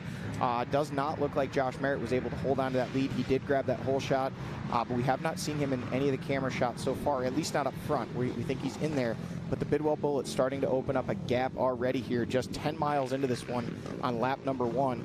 Bryson is on the 22-inch bigger tire setup. Wyatt Wilkin there in second place is actually on the smaller tires. Walker Fowler there in third, and that looks to be Josh Merritt. It is there in the number 4 spot, followed by the Sneaky Snake, the number 9 of Jared McClure, sitting there in the number 5 spot. So that's your top 5 through at mile marker number 10, and a mix of tire setups, but Wyatt Wilkin, the only rider on the small tires in that front group. Coming through here now, looks like we've got Austin Abney, maybe Stephen Harrell in front of him. So some more riders trying to work their way through the top 7 through on screen. But that's something we're going to watch as the track conditions change. Do the guys that went with the bigger tires pay off as the track gets deeper, or does it slick off and the guys with the smaller tires gain the advantage? Here comes Ronnie Rush on that 714 machine, working his way through there in the number 8 spot. Now, Johnny, just to clarify, when you're saying the bigger wheel, the smaller wheel, is that just the rear wheel, or is that the rear and the front? No, so actually it's a combination of both. There is Chris Borch behind Adam McGill. So the front tire, the outside diameter of the tire itself is 21-inch normally. A lot of these guys running a 22 or even a 23-inch, which picks the machine up, 1 inch or 2 inches, depending on what option you go with. And then likewise on the rear, normally a 20-inch, and a lot of these guys are up to either a 21 or 22-inch. So again, there's an option of up to 2 inches taller with the tire setup, and once you get that, it gets you up out of the ruts more. You can get through some of the deeper sections. The problem is those tires are heavier to turn, like physically turn the handlebars, and then also it robs power because those bigger rear tires are much heavier. So it's the balance of, are you trying to go fast or are you just trying to keep going? And that's where the tire setup comes into play. Now, we said the rain has come through. We see the sun is shining. We actually caught a little bit of sprinkles right after the green flag flew. What I'm interested to see, and being an Ohio native yourself, what do you think this soil is going to do over the next 2 hours as these guys continue to go over it? If we don't catch any more rain, do we see it tack up before this is all said and done, or is this pretty much the conditions we're going to have for the entirety of the race? When you use the word tack up, you can pretty much take that out of your vocabulary here. Copy that. This place, when it's dry, it's slick. I'm not being sarcastic, but this place will not. If it tacks up, it's only just slick instead of, oh my God, slick. Grease on glass is the best way to explain this. If you've ever taken grease and smeared it around on glass, there's absolutely no friction, no grip whatsoever. That's exactly what the dirt here at Powerline Park is. You add water to it, makes it even slipperier. It may get a little more grippy, but even still, when you saw that gentleman walking and his feet just out from under him, imagine the lack of friction that dirt is providing for him to not be able to hold his footing. He wasn't standing in mud. That was smooth ground. It's just how slick it is here. One thing I wanted to point out watching, the XC2 riders started to come through. I'm pretty certain that it was the 514 of Kevin Yoho who was leading the way, a former XC1 Pro rider, a former overall amateur rider. Believe came here planning on running the Vet A class. When he saw the conditions, he said, hey man, I'm good in this stuff. I think I'm going to run XC2. And obviously still having the speed up there, looking like, at least right now, leading the way in that XC2 Pro-Am class. Another thing I saw, Hunter Hart back behind the Pro-Am riders. So I'm pretty certain it was him when he came through, and he was back in behind at least the top 3 or 4 in that XC2 Pro-Am class. Yeah, it looked like Hart not getting the start that he was looking for. I know in the pre-race report he had said he was trying some different stuff. I believe he was one of those guys going with the smaller tire setup, correct? Yeah. Correct. And so it doesn't, at least at the moment, doesn't appear to be working for him. Now, it's interesting that you bring up the mentality side of it for Kevin Yoho and for all of these riders. For somebody like myself, it starts raining. I'm probably starting to pack up. I'm not a big fan of it, but on the complete opposite side, there are some riders where they get excited about it, right? They're doing the rain dances out there. Maybe they're doing the belly flop mudslides before the race goes. And so how much do you think the mentality can be an advantage coming into a race like this? I would say the mentality and the preparation is legitimately the biggest part of what it takes to have a good race in conditions like this. If you come in dreading it and saying, oh man, it's going to be so bad, it's going to be terrible out there, even if you try your best, you're kind of just projecting that negativity across the board. If you come in with that positive mindset of, hey, we're going to make the best of this, I really like the mud. I kind of came up through the ranks as someone who did not like the mud, but I always did well in it, and then it kind of just projected. We said it before, Zach, results breed confidence, confidence breed results. I kept doing well in the mud, so next thing I know, I started to become confident in the mud, and then I started doing even better with it. So it's pretty crazy, but that's just how it works, man. I mean, positivity, it goes a long way. And right now, very positive is this guy out front, the number 1 of Bryson Neal, leading the way in a pretty sizable gap. We still see not any other riders. There we see our second place rider, which last we knew was the number 621 of Wyatt Wilkin. Look at this, Walker Fowler way out wide trying to make the pass. Then it is Josh Merritt and Jared McClure. So those are your top 5 as they run. Look at this, Fowler's got a run on Wilkin. Will he be able to make the pass? He's on the outside. He's going to try and square him up in this next corner, but no. He got out into that loose stuff and just couldn't get the bite. Wyatt Wilkin able to drive away from him there. So that is 2nd, 3rd, 4th, and 5th on screen. Talk about slick versus slicker going up that hill. You could just see the momentum getting stolen from Walker Fowler. Hey, real quick, folks, attention on site. We have a gray Jeep Cherokee that needs to be moved immediately. Once again, attention on site here at Powerline Park. We have a gray Jeep Cherokee that needs to be moved immediately. West Virginia license plate WL44225. Once again, a gray Jeep Cherokee needs to be moved immediately. West Virginia plate WL44225. All right, so this section of racetrack that we're seeing here from our Yamaha Racing Live drone, right along the entryway into the facility, you can see people streaming their way out of the facility, people that have already raced this morning. But this is one of the kind of more off-camber, slippery sections of track, and these guys absolutely just wheel to wheel here, our 2nd, 3rd, 4th, and 5th place riders. So this is where the action's at right now. If you're just tuning in, the Bidwell Bullet, the number 1 of Bryson Neal, able to wrestle the lead away from Josh Merritt after starting in the number 2 spot, is starting to build a gap already. We don't have a split just yet. We'll get that when he checks in with 1 lap complete. But this is the battle on screen right now. Our 3rd place rider of Walker Fowler trying to get around. And actually looks like he may have, nope, there is Bryson Neal just coming out of that wood section now. So he's a couple turns ahead of these guys. But Walker Fowler looks like he may possibly have made the pass on the 621 of Wyatt Wilkin. We'll see here at the 12-mile marker when they pop out in just a minute here. So our top 3 from the last round running 1, 2, and 3 right now on track. Exciting to see whether or not, hey, you got to think Walker Fowler's got a real sense of urgency right now. He had said it before, you just can't give Bryson Neal that kind of gap early in a race. And so got to think he's going to be pushing the issue. But right now, as the clock continues to tick, the gap is just getting bigger. Yeah, I mean, he's pulling a gap. And like you said, Zach, I mean, you can't give a guy like Bryson those extra couple seconds to think when he comes into a bottleneck or a tricky section of track. The only chance you have to really beat him, and that is Walker Fowler now has gotten around the 621 of Wyatt Wilkin. Still Wilkin there in the number 3 spot, and Josh Merritt there in the number 4 spot. Last we saw, it was the Sneaky Snake, the number 9 of Jared McClure in the number 5 spot. Now look at this, the sun is shining. It's going to be a beautiful day for racing here at Powerline Park. The sun is shining, the mud is flying, and the announcers are smiling up here because we're nice and dry in the tower, right? It can rain all at once, but nonetheless, curious to see how much this affects line development it looks like, especially in some of these open sections, there were lots of different lines. The kids earlier this morning said there was passing for days, but now with this, you can see just in that one section right there, almost all of the riders funneling way over to the left-hand side. You get a little to just a couple feet to the left, to the right, you find yourself in deep, deep, thick mud out here. Yeah, absolutely. You know, you have to stay in the kind of developed race line. We saw just a couple camera shots ago there. Wyatt Wilkin getting sideways, Walker Fowler seeing an opportunity, moving outside that developed race line immediately. It looked like somebody put the emergency brake on. Another thing that's going to be important today is grips and gloves, being able to hold onto the bike, and also goggles. You can see, look at this, a goggle stop for the 621 of Wyatt Wilkin. Looks like Josh Merritt in for what appears to be goggles and maybe some towels for the grips as well. Did he give up? Looks like he's going to try to get back. There is Jared McClure. So looks like the running order stays the same. Oh no, we got a pass right there. We got to see it. What opportune camera placement right there.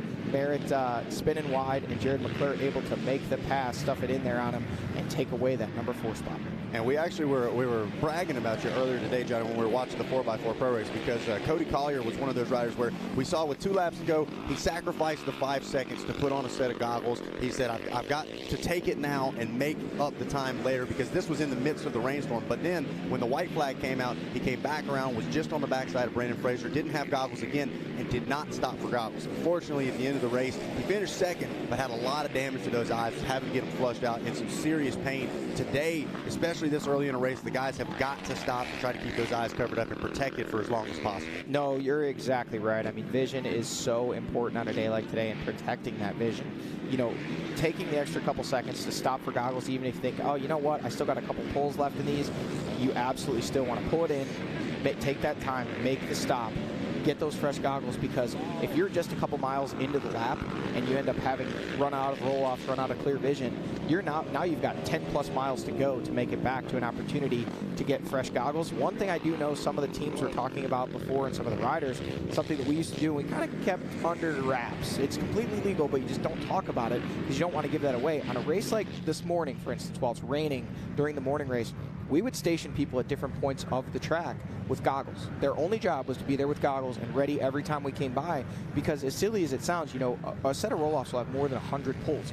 You can, in raining conditions, you can use that up in a couple of miles. So when the conditions were at their worst, we would station people at, you know, strategically around the track to try to keep fresh goggles on. And, you know, you've got to have an arsenal of goggles to do that, because, you know, you have to have 5, 6, 8 pairs at each station, you know, and you might have 2 or 3 stations around the track. So it's very difficult to do, but if you can keep that fresh vision, you can just keep trucking right away from the competition. Well, we talk about it. It takes a true village for each and every one of these races out here, especially at this level. And we saw in those pit stops, everybody's got their own role and responsibility. Somebody's wiping the grips off, somebody's wiping the seats off, somebody's putting goggles, somebody's putting fuel, and everybody's got to be hitting their marks, because one mistake in these conditions can cost you upwards of 5 to 10 seconds. Yeah, and track position is so important on a day like today. You know, normally obviously you want to make passes if you can in the pits, but at the same time it's like, as long as I get out behind him and I can keep running that pace, we'll be good to go.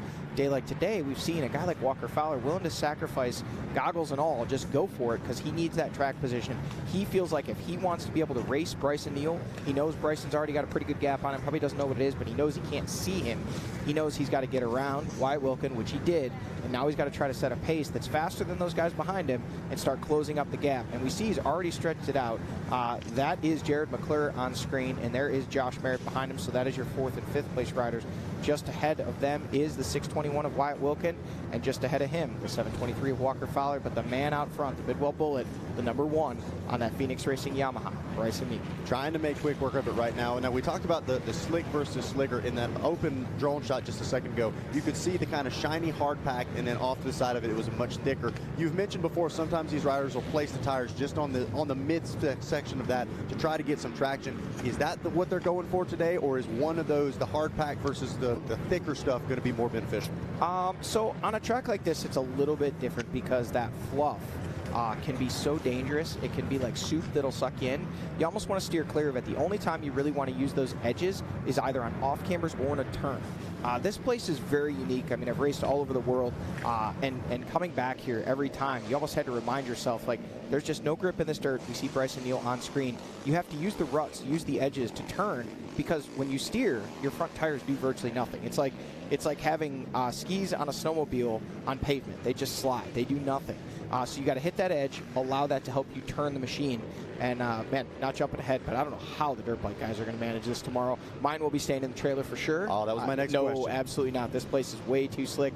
As Mikey was talking about in the pre-show, people always say the dirt at the John Penton is otherworldly. Well, if that's the case, then this one is other-universally. We saw the Northern Lights last night, so maybe this is alien dirt out here. Yeah, absolutely. It's crazy, always wild to see just how slick it is. Guys, we do have a gap. As they checked in with 1 lap complete, Bryson Neal with a 27:37 first lap time, opening up a 43-second gap over Walker Fowler. So that is the tail of the tape as they run. Walker Fowler, you can see now charging, trying to close it down. But right now, Wyatt Wilkins staying close there, can still see Walker ahead of him in that number 3 spot. And not to brag on it, but, I mean, 3 Ohio guys, 1, 2, 3, kind of been the story of the year this year. Yeah, you guys have definitely got something in the water for sure, because it definitely seems to have been going your direction this year. And got to think in the home state race as well, as we see one rider taking a little different line choice there. Yeah, you guys have been on a roll right now. Now, as far as the gap goes for Bryson Neal, we can't help but expect that to kind of shrink down once we start to get some lap traffic, especially with that being a lot of the tail of the tape for that earlier AM race. Yeah, it'll be interesting to see. I mean, if Bryson can pick good lines, get through clean, it's going to be tough for anybody to run him down. But he is the guy that's going to have to kind of make those decisions if he does get into bottlenecks or start to work his way through lappers. The advantage he has right now is he has such a big gap. The other guys can't even see him. So it's not like if you were 15, 20 seconds, and they can see you up there, they know, hey, man, when he catches lappers, he catches a bottleneck, I'm going to be right there with him. I don't know if Walker Fowler, Josh Merritt, Wyatt Wilkin, if these guys and Jared McClure have gotten pit boards or not, but 43 seconds, I mean, he could stop, take a look around, get off, clean his grips a little bit, still go, and still have a pretty sizable lead. So that really does make a difference. When you're talking 43 seconds, that is a gap that's going to be very difficult to close down. Not impossible. Surely these guys are going to keep trying to do it, but it's going to be tough for them for sure. They're going to have to make all the right choices. And looking like now we do see some more of our riders coming through. Looks to be Adam McGill and Chris Borich on screen. A couple riders we saw doing well in a mud race earlier this year. Today they seem to be a little bit further back. And that is Stephen Harrell there, the number 8, working his way through, looking like he's just inside the top 10. As they checked in, he was actually running in that 10th place. And guys, our XC2 Pro-Am class has checked in, and it is in fact the 542 of Kevin Yoho out of Hopedale, Ohio, leading the way. Retired former XC1 guy from many years ago, hasn't raced at a professional level for quite some time, coming back just because the conditions saying, hey, I think I can get this done. He lives not far from here, maybe 30 minutes or so away, coming over just this morning and deciding he's going to give that XC2 class a go. Currently running in the number 11 spot overall. And then it is Tucker Wyatt in the number 2 spot, giving him a shout out from Oak Grove, Missouri, another former XC1 guy from many, many years ago coming back. He's actually been running that XC2 class all season. And then Dalton Keys rounding out the top 3 in that XC2 Pro-Am class after his first ever XC2 podium just 2 weeks ago in Indiana. So impressive stuff there, and I get. Is it just the conditions that are bringing these guys back out? I mean, it's got to be something. The confidence breeding results, because Kevin Yoho right now is putting it to him. Well, I'll say this: when you say what's bringing these guys out, GNCC racing is a lot of fun, man. And one thing I do want to clarify. Yeah, that looks like a ton of fun right there. It's a blast. There's nothing more fun in the world than going out there, testing yourself, testing your skills. That actually was Tucker Wyatt right there. So that was second place, or had been second place in our XC2 Pro-Am class. Looking like these guys now all taking this out around line, having to make it work. Looks like that was Grayson Eller, the 171 machine, the whole shot. He grabbed that whole shot in the XC2 Pro-Am class and still running there solidly. Looks like riders now working their way through. Look and see how quickly they've gotten into lapped riders already here at the 3-mile marker, guys. It's absolute chaos out there, and despite all the changes they've made to the track, it is still tough. When you talk about the difference between the front end of the field, the front row versus the back row, and then I can't help but think in conditions like this, it only increases the difference between those two. I mean, Bryson Neal, Walker Fowler, those type of guys, they're the cream of the crop, right? I mean, you throw whatever kind of conditions you want at them, they usually tend to excel in it, but the rest of us, mere mortals, I mean, this is insane.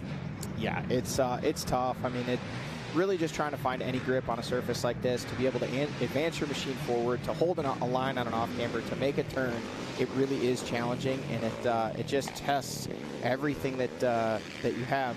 believe that was Walker that Fowler, was Walker I believe. Fowler, and Bryson Neal was the rider that was caught up. And that's the crazy part. We're 3 miles in, and they're already into lapped riders, which means, you know, those riders have only made it 3 miles when, like you said, at the top end of the field, your Bryson Neal, Walker Fowler, the rest are already made a whole lap and back to this 3 mile marker. Yes, they did start ahead of them, but they're just carrying so much more speed, so much more pace. And look at this. So much fun. Okay, we're at the 5 mile marker, and this is racetrack. We're trying to extract some machines. I believe that might be Skeet there, the one of our track crew workers, and also the owner of our wild boar facility where we race at the Hogwaller, is part of the track crew, travels with us, and he's out there. Look at this. You can see more riders stuck further up the hill. So this is the 5 mile marker. Folks, if you're in the pits, you're watching, you want to see some action, looks like you need to take a look at that track map and head down to the 5 mile marker because it looks like chaos. Well, I got to give my man Hunter Hart a shout out. We had some kids come and run up to me and they said, hey, where's the Monster Mile? And Hunter Hart turns around and goes, look, guys, that's not where you're going to want to go. The FMF PowerPoint's wild. He gave him a couple other spots, pulled out the track map, showed him exactly how to get down there because the mud fleas, or the junior mud fleas, as Mikey was calling them earlier, they want in on the action. They want to see the toughest and roughest spots this course has got available. As now we take a look at Monster Mile, certainly not easy, but definitely riders able to get through it just a little bit easier. Looks like that was Ronnie Rush making his way through. And something I heard Ronnie mention in that pre-race report, he's a little shorter in stature compared to some of the other riders. Do you feel like height could play an advantage or disadvantage in conditions like this for somebody? Ronnie Rush compared to John Glotta Jr., does one have an advantage in the height compared to the other? I mean, I think that can go two ways. If you're on the machine, I don't think the height really plays in too much. So there's Adam McGill and Chris Borge working their way through. But if you do have to get off the machine, the larger, stronger, taller riders just have that leverage. They have the advantage being able to pick the machine up and really work it through some of the ruts if you do get stuck, or if you have a section of racetrack where you have to kind of move some stuff around to work your way through. It can definitely get chaotic out there, and the bigger guys definitely have an advantage. Keeping in mind, these race machines around 420 pounds, and that's before you put any mud on them. So if you have to lift that thing out there, they can have several hundred pounds of mud. I've said it before. I'll skip all the dramatics and just get right to it. We waited after one of the races many years ago. A 420-pound race machine, there's Bryson Neal on screen, weighed 900-plus pounds. So it had more than doubled in weight with the mud that was on it at the John Penton. And it's a pretty similar consistency of mud here. So it definitely can get heavy. The suspension works different. But if you do have to lift that machine up to get out of the ruts or get unstuck, man, it can take a lot of energy for sure. Yeah, one of those key words you were talking about, momentum, seems to just be absolute key. And somebody like Bryson right now at the moment seems to be able to run his pace and keep that momentum up. But when things start to get tightened up, when lap riders start to get in the way, it's not necessarily going to be as much up to him. And I'm curious to see how much, just flashing back to what we saw, the drama going on at mile 5 with riders being towed out. The creativity kind of in the moment, going to have to completely recreate lines. Obviously something that both Bryson and Walker are extremely skilled at, but nonetheless, it's a hard thing to do in the moment, in the heat of battle. Yeah, and that really comes back to just kind of keeping your cool, staying calm in a race like this. It's easy to get pulled into the hype to, hey, I got to catch him, I got to go. But sometimes it's best just to check up, give yourself room to go, stop, take a look around and figure out, hey, what's my best bet to get through here smoothly without getting stuck, without costing myself gobs of time? Because sometimes to give up 2 seconds to save 45 seconds or 45 minutes is a much better decision. One thing I wanted to point out on screen here, guys, I keep refreshing, and I am not seeing the number 2 of Hunter Hart checked in with 1 lap complete. So we did see he was back well into that XC2 class. So the woes of 2024, at least unless his transponder's not working, at least appearing to continue. Hunter Hart has not checked in with 1 lap complete. There is now Wyatt Wilkin on screen. Looks like there comes Jared McClure. We got some lap riders in the mix, but things starting to tighten up. Looks like, I believe that's Josh Merritt.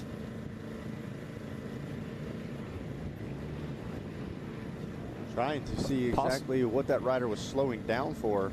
So there's 2 lines there. That's what we were looking at. And you can see now some lap riders working their way through.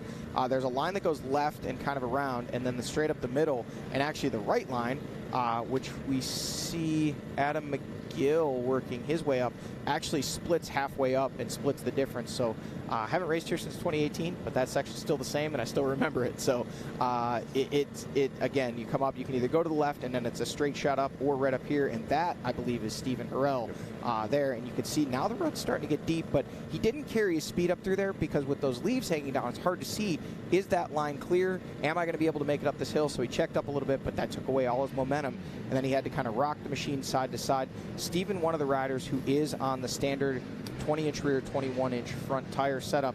I noticed that on the start. Look at this. Now it's backed up. We've got more riders stuck. Hard to see if that is Stephen Harrell up there or if he was able to make it through. But some more riders definitely. That does not appear to be Stephen. Looks like it's the back fenders of the Honda. But again, the line's starting to fill up, and once you get someone stuck, you know, it really limits your opportunities and places that you yourself can go. Quick rundown from what I saw on the starting line. Hunter Hart was on regular-sized tires. John Glauda Jr., regular-sized tires. Stephen Harrell, regular-sized tires. And Wyatt Wilkin, we already had said, was on the 21-inch fronts, 20-inch rears.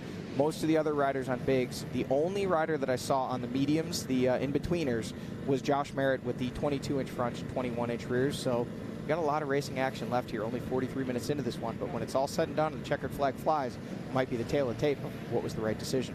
We talk about that pre-race prep all the time. These guys doing their homework. Everybody trying to get the last little glimpse of the track as well. It was as soon as the rain came, it was like a green flag flew in the pro pits. Everybody jumped on the e-bikes. They took off. We got to go see what the track is looking like, figure some stuff out. As one rider, I mean, wide open and still going nowhere. And the other thing that you could just immediately tell, as soon as he got off, he tried to move, and he's shaking the hands. The gloves are absolutely toast after that. Grip not only on the handlebars, but on the seat as well. Got to be pretty difficult as this race continues. Yeah, that's one thing we'll see. A lot of times the riders will have their helmets wiped off when they come in to stop for fuel. We obviously know they're going to most likely take paper towels on the grips to kind of have something dry to hang on to. They're going to take the fresh goggles. They're going to take a drink bottle, get some fuel. But you might actually see a lot of the riders put a towel down on their seat because it just gives you something dry to grip with, instead of sliding all over the seat, you've got something firm to sit on. Absolutely. Well, the stage is set as the green flag has started. Here we go. There is the man, Bryson Neal. He worked his way, got a second place start, moved himself into the first place position, and has opened up a gap already. He's got Walker Fowler trying to chase him down with Wyatt Wilkin in tow. We're going to get a word from our sponsors, and then we'll be back to the Kenda Tires Powerline Park GNCC to find out how this ATV race wraps up.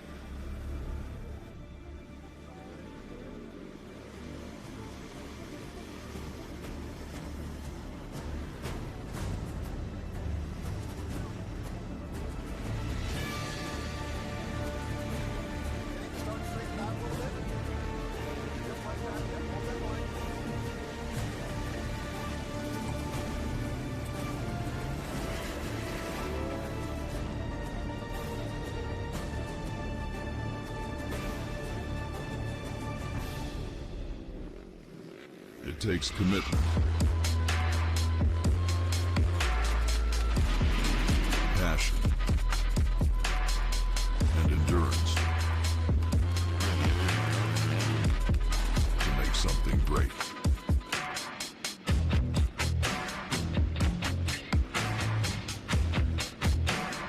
Made by champions, for champions.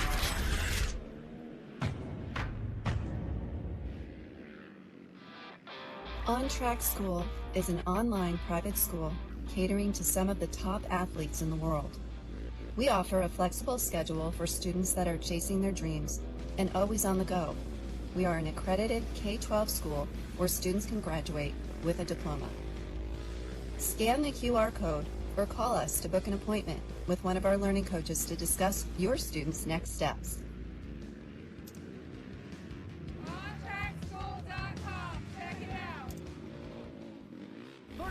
2 left. Let's go racing. Full contact. Look at that lead. Down to the inside.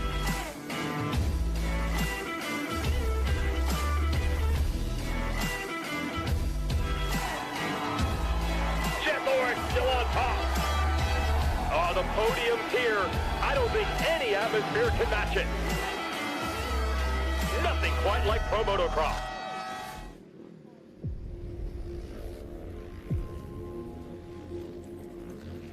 We've been there since the very beginning. 20 left, the main event, the mud, the blood, the beer. Organizing the industry and building champions.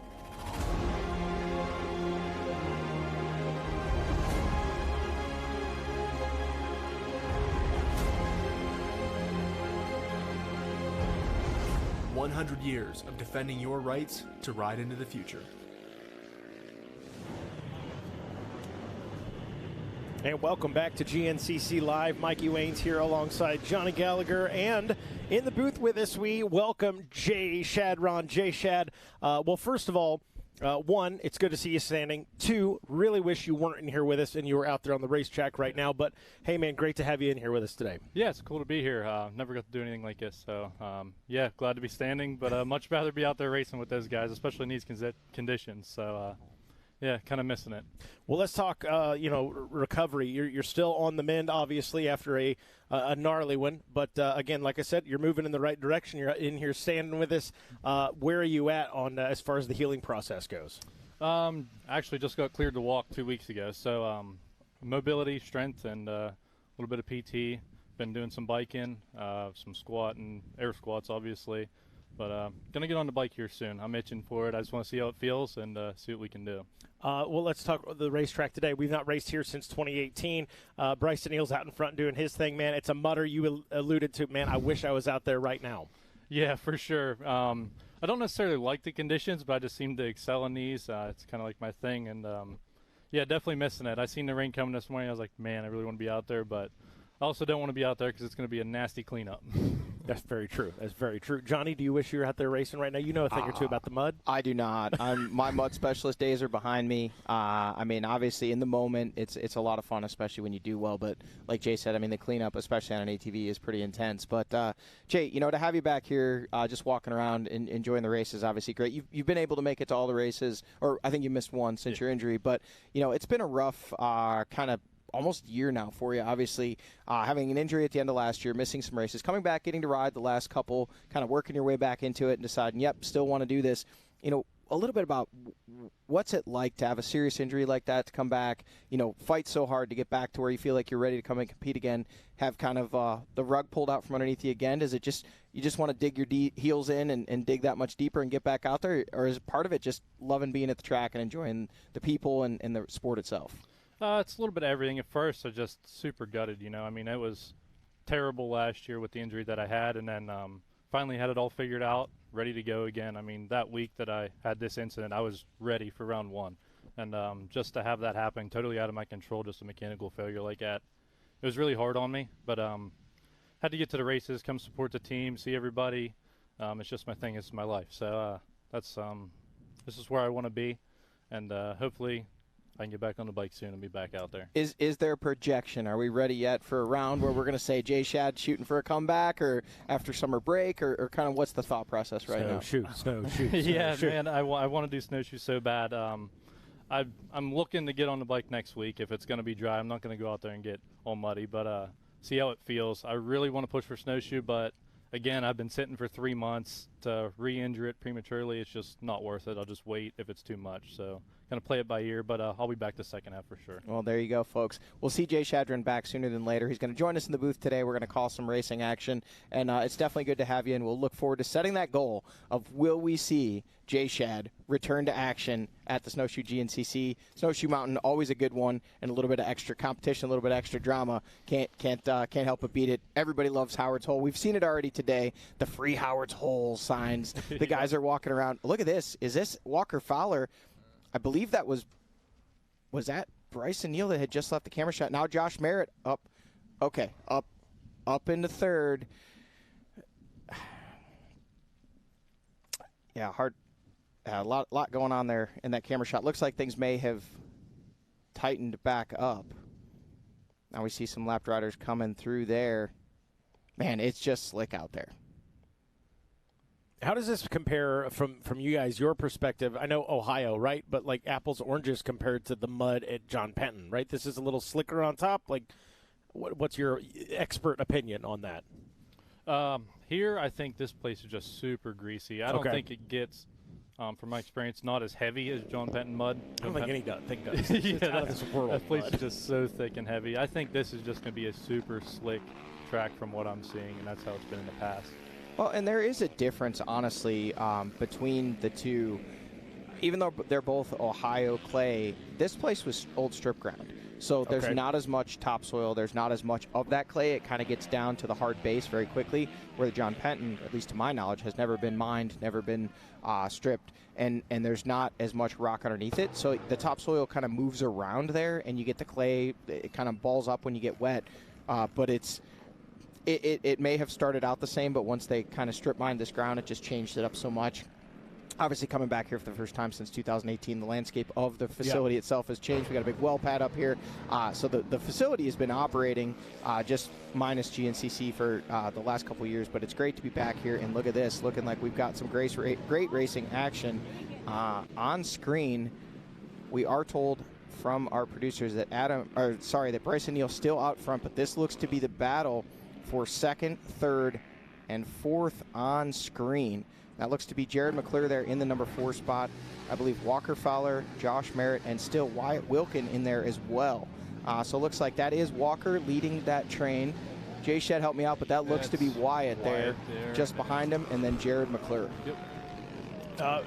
Couple observations. One, Wyatt Wilkins a real deal. He continues to have these great rides. Two, man, how bad does Jared McClure need a good day today? Season's not really quite gone his way. This is, I got to think, great if you're Jared McClure at this point. Yeah, absolutely. I mean, for Jared to be sitting up here in the 4th place position with 3rd and 2nd right in front of him, very much looking down the barrel of the podium, I mean, that's a great ride for Jared McClure. And if you're Wyatt Wilkin, man, yeah, it's just more of the same. This guy's just been a revelation so far in 2024. He's up there. He's, ridden extremely well in the mud races. Obviously, that finish he had there in Georgia, his first ever career podium, that was one. And last race, although it didn't start out as a mud race, once the rain came down, it almost seemed like Wyatt started picking up speed, Jay. I know he's a team member of yours on that Action Off-Road team, and a guy, I know you guys do some riding together down in Florida. What's it like to see a guy like this just come up and kind of really come into his own? Yeah, it's definitely great to see that. He's definitely been progressing a lot this season, especially.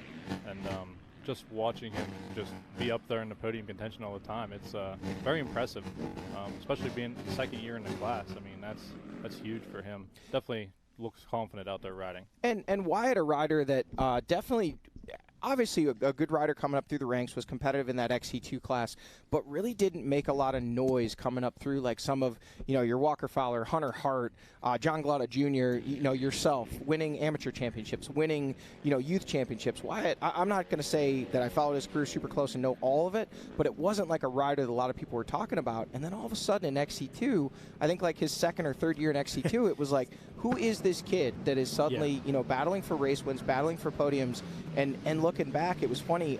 We talked about this a few races ago. His mom came up after the Georgia race and showed me a picture of Wyatt from when he was young, and apparently said like, hey, like he used to come and get your autograph after the races, and showed me a picture of like swag he had gotten from me. And I'll be honest, he was one of those names that, and I don't mean this to be rude, didn't really stick out as like, oh, this is going to be a kid that's going to be up there. And it just goes to show you keep working at it. You keep throwing it down, and he's just got such a great program right now with that team you ride for, Jay, the Action Off-Road team. He's obviously got Levi Cohen, that Outlier Performance Training. He credits that a lot. Working with Matt Pierce and that Pierce Performance. Here we see Walker Fowler working his way through, and just behind him is the man we're talking about right now, the 621 Wyatt Wilkin. Everything going his way.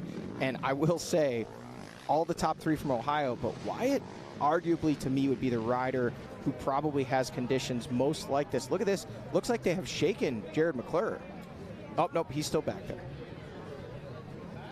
So it looked momentarily like they had gotten away, but he is still back there, and it actually appears that it may be Josh Merritt who now they have shaken loose. He was back there in that number 5 spot and has a little bit fallen out of the picture. Could be just off the camera shot, but at least not into this Yamaha Racing Live drone just yet.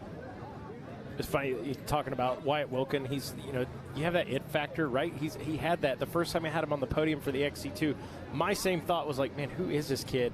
Comes up, he brought his dog up there. He's, interacting with the fans. So he's kind of that, fans. It's fun to watch Wyatt, listen to Wyatt as our riders now rolling into Pro Row here, getting a pit stop. Yeah, it looks like all 3 of these guys going to take some fuel, maybe some fresh goggles in that GBC Tires pit stop area.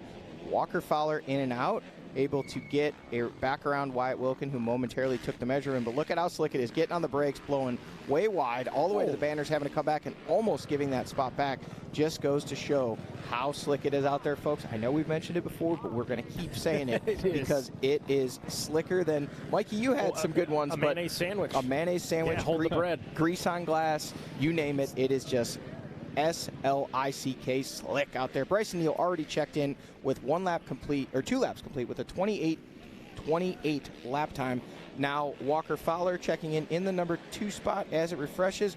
It was 43 seconds at the completion of lap number 1, and the gap at lap number 2 is, drum roll please refresh, 1 minute 49 seconds. Wow. This is, it was interesting. We had obviously a lot of extra time prior to today's race, so jump down there, and a shout out to the track crew too. That's not a jab at them at all. It was gnarly conditions. I know you guys saw what it was like this morning. By the way, 2-lap card out, going to be a 4-lap race. But talking with Bryson Neal, I poked the bear a little bit. I said, I know you're coming off a 3rd place where you had the penalty that put you in 3rd as opposed to 2nd. You had the pass by Walker Fowler, yada, yada, yada, all that things. You could just kind of see this switch go off in his eyes and the body language kind of change. And he wasn't mad or anything, but it looked like a dangerous man. And I think we're seeing the proof in the pudding right now with Bryson Neal doing his thing out in front. I think today was one of those days you want to go out and make a statement and say, I'm still that guy. You can't stop talking about me. I'm still here. Yeah, and I think anybody who was, thinking that Bryson Neal wasn't capable of winning races would be pretty silly. I mean, obviously he won the first 5 in a row, and then first 4 in a row coming out. Right. Or no, it was 5. It was first 5 in a row, 5. and then and ultimately ending up in the number 3 spot at our 6th round. I mean, obviously, clearly with a 20-point lead, he's doing a lot of things right in 2024. I would guess, based off the lap times and just what we saw on screen there, something may have transpired in a bottleneck. Not that Bryson isn't running a great pace right now, but the 43 seconds on lap number 1, stretching to a minute 49, so basically a minute and 6 seconds lost. If you notice, it seemed like Walker Fowler had gotten away from the guys behind him and was not necessarily making ground, but running a little bit faster pace. Then suddenly they were bunched back up, and Bryson was way out front. Now, it could have just been Bryson just putting down that much of a pace, or we have seen these bottlenecks. So the things that stretch the race out can also bring it back together. But right now, with a minute and 49 seconds, like I said on lap number 2, those couple extra seconds that, or in this case, a couple extra minutes that Bryson has can really pay off. It can give him the opportunity to not have to rush those decisions. We could easily see that 1 minute 49 seconds turn into 3 minutes very quickly, or you can get to a bottleneck like this, and next thing you know, you're out of luck and you're sitting waiting for your turn to try the ruts. That was funny. I was actually looking at the comments on the YouTube feed, and someone actually mentioned that. They're like, man, these ruts are gnarly. They're not going to get any better. Bryson Neal could very well get stuck in one of these, and now we've got ourselves a race. So, to your point, hey, you may maybe have a minute 30, maybe 2 minutes. That might not be enough today, given the right scenario, or the wrong scenario. The reason why they run the races is because you never know who's going to win. And the reason why they throw a checkered flag is because that means the race is over. Anything before then, yes, it's nice to lead laps. Sure. It's nice to be leading at the white flag or the halfway mark or whatever. But, Bryson Neal knows how to put these races together. He's done it very well over the last 3 years and done it without question, better than everybody else week in and week out. And, he's going to take the extra time knowing he has it. He's going to make sure he doesn't pick those, bad lines or get himself stuck behind a lapper. And provided that he doesn't give back gobs of time, it's going to be very difficult for these guys to reel him in, barring some unforeseen circumstances, because he's just making good decisions and he's running so well right now. Yeah, it's absolutely hauling. Let me ask you guys this from an XC1 perspective. Today we had the delay, right? It ended up being like an hour, I believe. What does that do to you mentally when you're on the line and you're thinking to yourself, oh my God, seconds are like minutes right now, minutes are like hours. Does that affect you as much as you would think what we got on screen? Bryson Neal on screen, the number one. Looking over the shoulder He took a look over his shoulder to see where second place was. It's cool, Bryson. They're about a minute and 50 seconds back there. True. You're going to need to take a long look over your shoulder, buddy. But what does that do to the mental game? I mean, you're all in the same boat. I understand that. But that's got to kind of affect you a little bit because you've got your routine that I know you guys stick to. Yeah, I mean, you're just all fired up, ready to go. Yeah. You're expecting, they're wanting to call you to the line, all that. You're just ready. And then they just make you sit there, and it's just like your heart's pumping, then it stops, and then it starts going again. It's like just waiting and waiting. It's just terrible. That's the worst. I hate sitting there waiting. I certainly feel bad about it. Oh, and this is not Jr. good. That is Junior. Just now working his way in for the completion. Okay, so just a pit. I thought we were doing more. Okay. Yeah, coming in and obviously having lost some time. Not yet checked in, and it looks like we do have 10 riders checked in. So your top 10 overall checked in. We'll give you a quick rundown looking back at the 1 mile marker while we still wait and watch. For Walker Fowler, Wyatt Wilkin, Jared McClure, that is the furious 3-rider battle over the final 2 podium spots. Bryson Neal out front, Walker Fowler in that number 2 spot, and there he is, the number 723 machine. And just behind him, Jared McClure there. Cobra having a day. He's doing the sneaky snake stuff. I like it. Did we lose Wyatt Wilkin? Question mark. Where is the 621? That's there he is. So he has dropped back down to the number 4 spot. Nothing too crazy, but he's given up about probably 10 seconds or so on what is now the 2 riders battling over those final 2 podium positions. And then just back behind this battle, the next rider we'll be watching and waiting for as they checked in was Ronnie Rush up into a top 5 spot. And there he is on screen on cue. And not far behind that podium battle. And then it was the number 5 of Josh Merritt checking in just about 2 seconds behind Ronnie Rush. So that was likely him coming into that camera shot as we went away from it. Austin Abney in the number 7 spot. Chris Borich in 8th. Adam McGill 9th. Stephen Harrell rounding out the top 10. Now checking in Grayson Eller in that GBC Power Sports Tires pit stop area. One of the front runners in that XC2 Pro-Am class. As we look now, some of our XC2 riders have checked in, still leading the way. Kevin Yoho, but only 2.4 seconds is the gap over Dalton Keys. Mikey, a fellow Indiana native there for you, getting his first podium 2 weeks ago and looking like he's trying to back it up today, running in the number 2 spot. We'll poke the bear. Dalton Keys getting beat by the old man out there. Come on. Wick it up, buddy. Wick it up. You don't want to mess with Kevin Yoho in the mud. He's the serious deal. So just those 2 have checked in. Now Chris Howard out of Buchanan, West Virginia, checking in that number 3 spot in that XC2 Pro-Am class and 14th overall. And we did just see look like Grayson Eller through the pits there, so he should be checking in any moment, looking like he might be rounding out the top 4 as they run. And he is now checked in with 2 laps complete, 6 seconds behind Chris Howard, and in the number 4 spot in that XC2 Pro-Am class. Mikey, I'll go ahead and answer you. When the race got delayed for me, it was really not that big of a deal. when you're you're going to go racing at some point. It's just a question of when. Everybody's different. I wasn't a rider that got particularly hyped up or dialed in until round about the time that we'd see in the first corner there Ricky Towery kind of saying, we got 1 minute till it's time to go racing. Maybe that was a fault of mine, but to me it's like, hey, just tell us what time, because I don't want to get geared up for a 2 o'clock start if we're going to start at 3:30. And hats off to this track crew. Yeah, absolutely. I mean, the job that they did after seeing the way the track was this morning to actually make a raceable racetrack, to get it cleared of all the riders that were stuck, broke down, all the bottlenecks, make the track changes, put the arrows back up, and get this track ready to go for this racing. It's phenomenal what they did. It's hats off to them, and they're going to have another long night tonight getting ready to go, because we go 2-wheeled racing tomorrow. That's absolutely right. We just got word from our producer, Adam Gordon. We've had some mic troubles this weekend, so it might be the situation with Zach Harron, but we did get a report. Sounds like Hunter Hart, no brakes. Assuming he's still rolling out there, but no brakes for Hunter Hart. That is going to make for a very, very long day and a very, very slick racetrack. Well, I can say that he has checked in with 1 lap complete. He was 9 minutes and 6 seconds behind Brandon Owens, who has not yet checked in with 2 laps complete. But those 2 riders each having 1 lap complete in our XC1 Pro class. So, yeah, 9 minutes behind, well outside the top 20 points scoring position. Unfortunate day for Hunter. And as I said earlier, it's just one of those things. Talking with Hunter earlier today, it seemed like Mikey, you had said he was ready to put this train back on the tracks, and just not going his way today. So we'll hope to see it in 2 weeks' time that maybe he can get this thing back up and back on the box. I'd actually mentioned that off air for those watching Racer TV. I said, man, I really liked what I heard out of Hunter Hart coming into today. The season's not gone his way. There's no way to sugarcoat it. It's not been great. The 1 podium, and he expects more out of himself, and I think everybody watching does as well.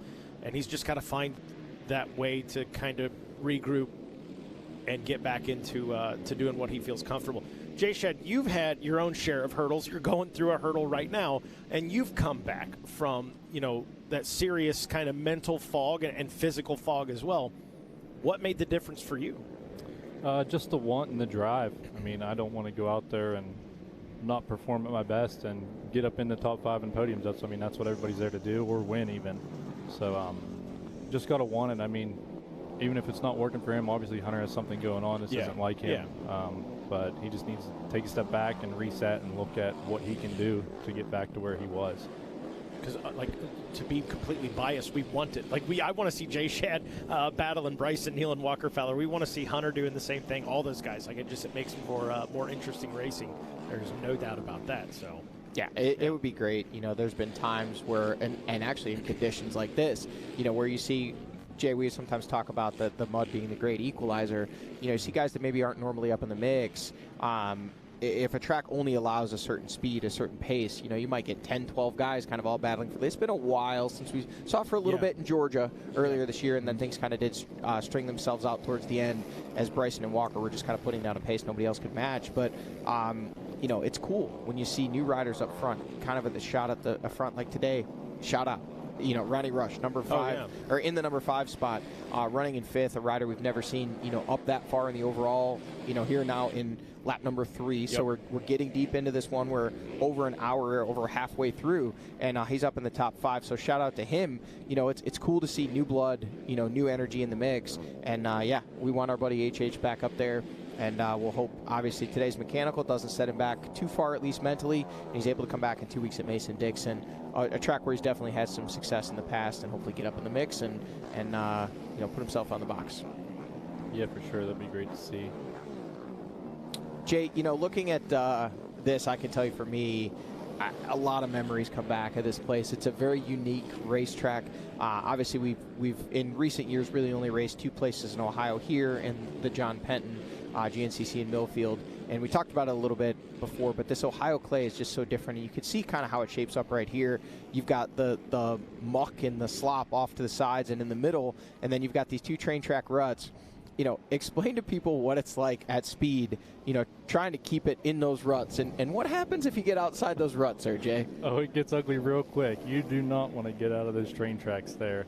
And when you're in them, it's like ice, but the second you get out of them, it's pulling you to the left or right, and you're into a tree right now. Yeah, it's like trying to get grip on, absolute ice. There's no other way to describe it. I mean, anybody who's lived up north here in the horrible state of Ohio, if you go, or Indiana, Mikey, you go outside. I'm a Southern boy in the winter, so I'm allowed to say this, Jay. I know you spend winters down south as well. You're a pretty smart guy. Yeah. You step outside your car, you step out your front door, and next thing you know, your feet are above your head, and you're like, what just happened? Oh, that's ice. That's what it's like trying to ride an ATV or a motorcycle on this dirt here. Something about it, man. It's just the oils, the whatever it is, the nature's lubricants just come out of the dirt and just make it so slippery.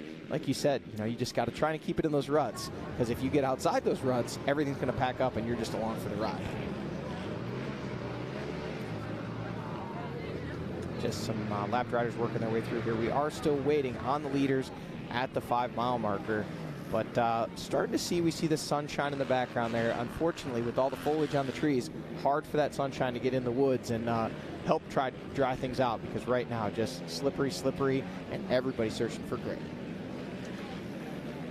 I heard somebody, I can't remember who it was, to give them credit, but nonetheless, talking about, it was Walker. He said, I kind of forgot the elevation changes here. How does that kind of change this track after we had rain, now with no rain? Are there some dry spots up top? Does it all kind of stay the same in the woods? I would say the only thing that's probably drying out is the fields. Obviously, there is Bryson Neal. So here is your leader on screen, the #1 Phoenix Racing Yamaha. Just worked through there at the 5-mile marker. And looked to be him. Now I'm a little confused, not sure who that was. That's Austin Abney. We must have missed Bryson Neal, and now this is the rest of our riders coming through, because there's Walker Fowler now way back. Something, if this is a real-time shot. Chris Borich. Yeah, Chris Borich now up with Walker Fowler. We've had a massive, unless that was Bryson Neal, and they are now all right together. Big bottleneck. It have to be, almost have to be, with Fowler dropping back that far. Well, okay, well, I guess we wait. We know we have a race for at least second place through about 7th as they came through there. They're all wheel to wheel to wheel to wheel. The question is, Jade, correct me, that looked to be Bryson Neal, the first machine that came through. Yes. I mean, again, the brown guy, but to me, the bumper matched. I don't know if we could maybe get our producer Adam Gordon to run that back for us and we can get a second look. But I believe that was Bryson Neal leading the way and just seconds behind him. So now Austin Abney in the mix. Walker Fowler still up there. Looked like a lot of those guys. Josh Merritt was in there as well. I mean, pretty much your top, as they ran, top 7 were all in that camera shot. And if that's the case, we've got a whole new race. Oh, yeah, that changes everything there. Especially if that was Bryson that close to those guys. Yeah, now you're talking not just 6 or 7 guys battling for a podium. You're talking 6 or 7 guys battling for a win. Exactly what we talked about a moment ago. It just came to fruition. You just got to put it in the universe. That's all we had to do. If only we'd known. And I'll tell you what, this may be a stretch, but looking back, well, I guess he was a little further back with 1 hour, 2 minutes. Yeah, so about 6 minutes back was Kevin Yoho, your XC2 Pro-Am leader. I believe we are going to get a replay and see if we can positively identify. I feel like we're on forensic files right now. You know, like all right, here we go. Here's the replay. We're trying to determine. Okay, yep, so we're not this one, but there was a very fast-moving machine coming through. It was about 2 guys after this here coming through, and if it is, in fact, the #1 of Bryson Neal, and then just behind him, we'll see if we can get the running order, and it has closed up. Not that one. I think it's the next one coming. 5-mile marker. Do we have a shakeup? The Specialized Rapid Replay going to run it back for us and let us see if we can positively identify, is it the #1, the Phoenix Racing Yamaha of Bryson Neal? Not that one. It was a little further back. And we went pretty far back. There we go. That is not Bryson Neal. That rider that is Wyatt Wilkin coming through there. And then that appears to be Josh Merritt. Austin Abney. So we must have missed Bryson Neal, and there is Walker Fowler. So that is 2nd, 3rd, 4th, and 5th coming through. We must have missed Bryson Neal in that shot. I guess. Must have already gone through. Chris Borich all the way up there as well. So that's 4, 5, 6, 7, 8, 9 coming through there. So that no cause for alarm for the B Neal pits. There is McClure coming. So McClure dropped way back. Man. And that just goes to show, obviously, a bottleneck that allowed him in some of those gaps going back through where, 30 seconds again back to Borich. I mean, we saw upwards of 1.5 minutes a time, a race down to just a couple bike lengths. No question, a bottleneck causing that. It's chaos here, Powerline Park. I'm for it. Let's shake it up a bit. All right, so here we go. We're going to wait while we try to get our next camera shot up and rolling here. We do believe it is still the #1 of Bryson Neal out front, leading the way with a 1-minute 49-second lead. We've had a big shakeup for the #2, 3, 4 spot. What we think we saw was Wyatt Wilkin in the #2 spot had gotten around up into the 3rd place spot. It was Josh Merritt, and then back to 4th was Walker Fowler. So there's been a big shakeup there. Some other riders up in the mix. Austin Abney up into the top 5 after being in the #7 spot. I assume Ronnie Rush was in there. I didn't catch him, but we know he was in that mix as well. Chris Borich, Stephen Harrell, Jared McClure, and looking like we've got little something going on there in Chris Borch's pit, but that is not Chris Borch, one of the other riders who does pit there coming in. We're in the GBC Power Sports Tires pit stop area, catching some of the A and B class riders working their way through. A lot of racing action going on all over this racetrack, trying to pin it down, trying to get the shot, trying to figure out exactly what is going on. Is it still Bryson Neal leading the way? We believe it is. 1 minute 49 seconds with 2 laps complete. We are 1 hour and 15 minutes in here, waiting at mile marker 10. We believe it's going to be a little bit until they make it here. The conditions making it very hard today. We're trying to get our drone back up and flying, trying to get as many shots as we can to bring you guys this live racing action, and it is shaping up to be a good one. Yeah, this just looks like one of those races you just never know what's going to be around the next corner.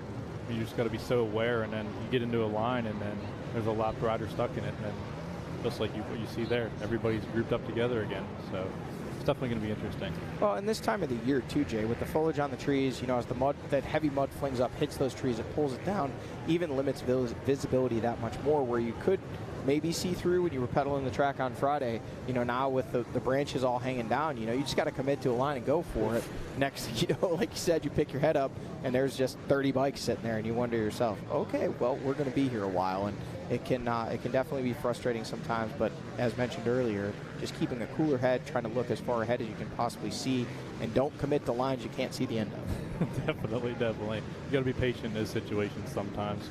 And it's definitely stressful sitting there, just wasting time. Yeah, nothing harder than when you're in the middle of a race and you know that the best thing that you can do is just sit there and wait for a line to clear, because you can hear the guys behind that you've been working all day long to put precious seconds on. You can just hear them coming, you can hear their bikes, and every part of you wants to just try to go for this crazy off-camber line or to, smash this tree and get through, but years and years of experience tell you, sometimes patience is the better decision, but it can be very hard to convince yourself of that in the moment. Waiting on the leaders here, we're again seeing some of our A and B class riders working their way through.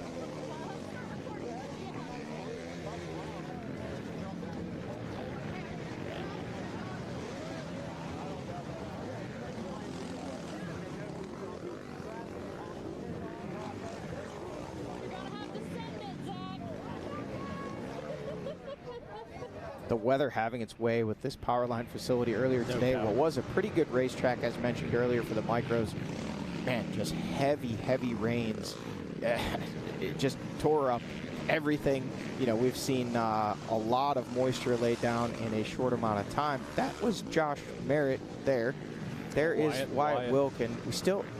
Did we miss Bryson Neal? Have we lost Bryson Neal? We haven't seen him on camera. That's interesting. It is possible, though, moving back and forth from shot to shot. He had a 1 minute 49 second lead, so he could have already been through before we cut to this camera shot and missed him. We always have to assume someone is still out there until we know otherwise, so we don't want to alarm people. We think Bryson Neal's still leading the way. Now it looks like possibly Josh Merritt into the number 2 spot. Yeah. And what was 7 riders wheel to wheel, we only saw Josh Merritt and Wyatt Wilkin come through. Yeah. So something very, very crazy going on out there. Now we see what appears to be Jared McClure, who was way back. He was behind Borch, he was behind Fowler. Now looking like he's actually gone back around those guys. And there is Ronnie Rush, rider that was in the number 5 spot, looking like he is. And there's Austin Abney, who was ahead of these guys. Man, this is just a massive shakeup. Chris Borch, wow. A big, huge shakeup. Every camera shot, it's just a different running order, and the gaps are changing wildly. We're seeing what was 1.5 minute gaps down to seconds, and then stretched back out to 30, 40 seconds in the span of just a couple miles. There has to just be carnage all over this racetrack right now. And then the big question is, are we missing Bryson Neal because he's that far ahead, or are we missing him because he's stuck in the bottleneck somewhere? I really got to believe Bryson's still out front. I think so. I think, we're just, these camera shots, when we came to it, I think he had already come through.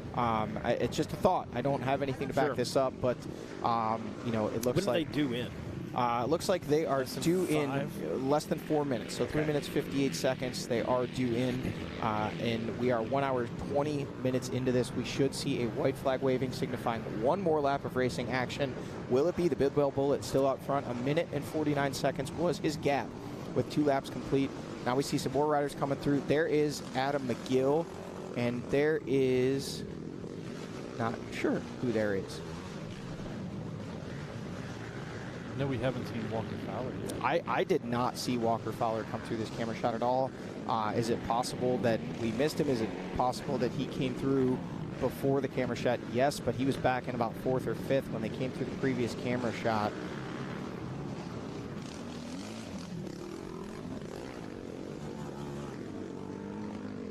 There's some lap riders working their way through now.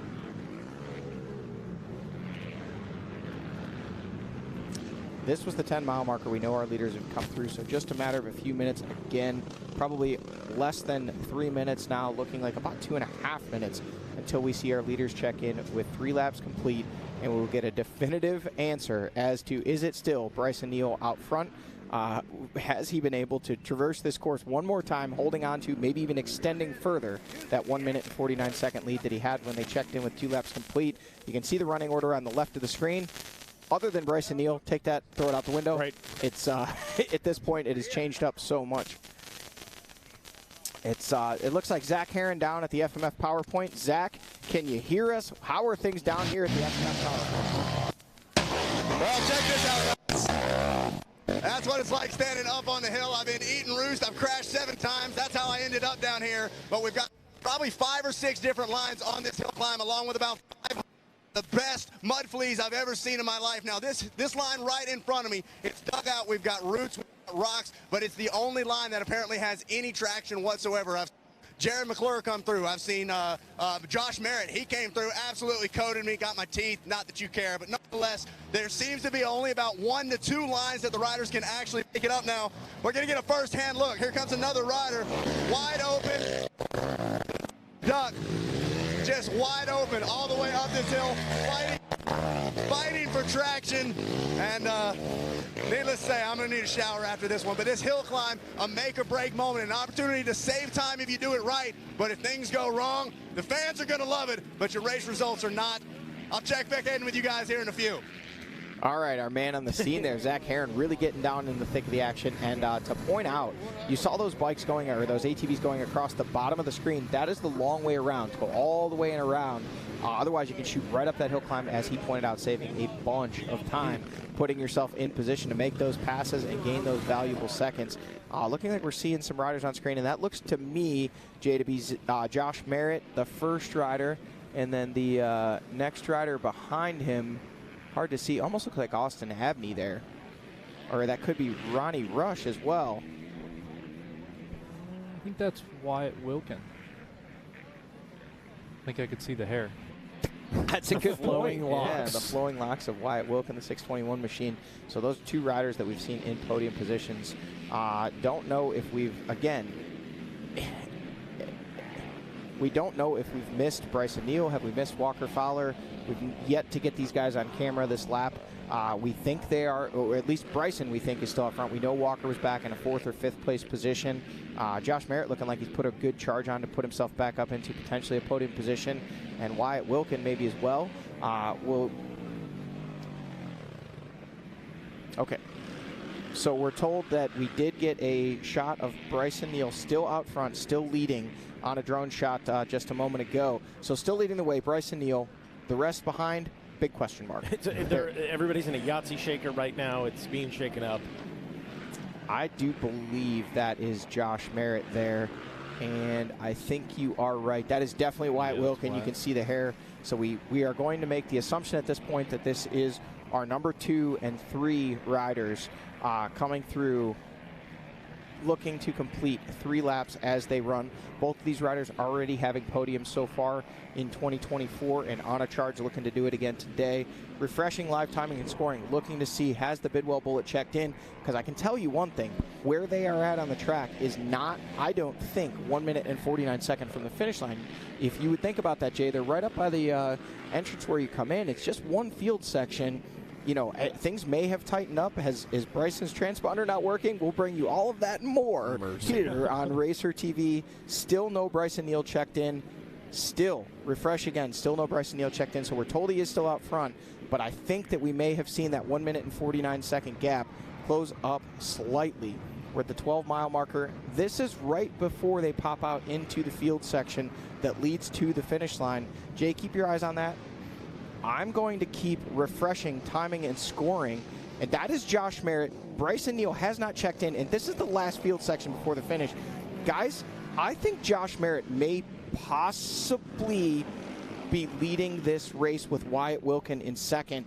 Still, Bryson Neal has not checked in. Unless we can radio somebody at the finish line and confirm, we assume his transponder is working. Nobody has checked in, and Josh Merritt heading towards the finish line. Is he leading this race right now? Is the number 5 machine who led, you'll remember, Jay, last year at the Penton, Josh Merritt leading so much of that in very similar conditions, ultimately having that win stolen away in the final moments by Adam McGill. But he may, in fact, be on the ride that dreams are made of.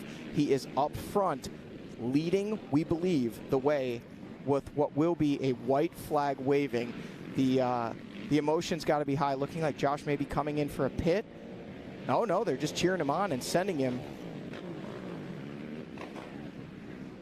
Looks like they're going to pull wide in. Nope. They're offering towels, and these guys are saying, hey, I don't know if you know this or not, but we're running 1-2 right now. Yeah. We're going to duke this thing out, and we're going to go try to win this race.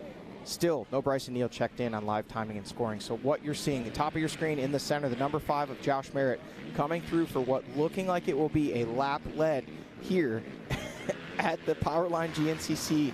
Ohio boy leading the way. Here he comes. Ricky Towery has the white flag in hand.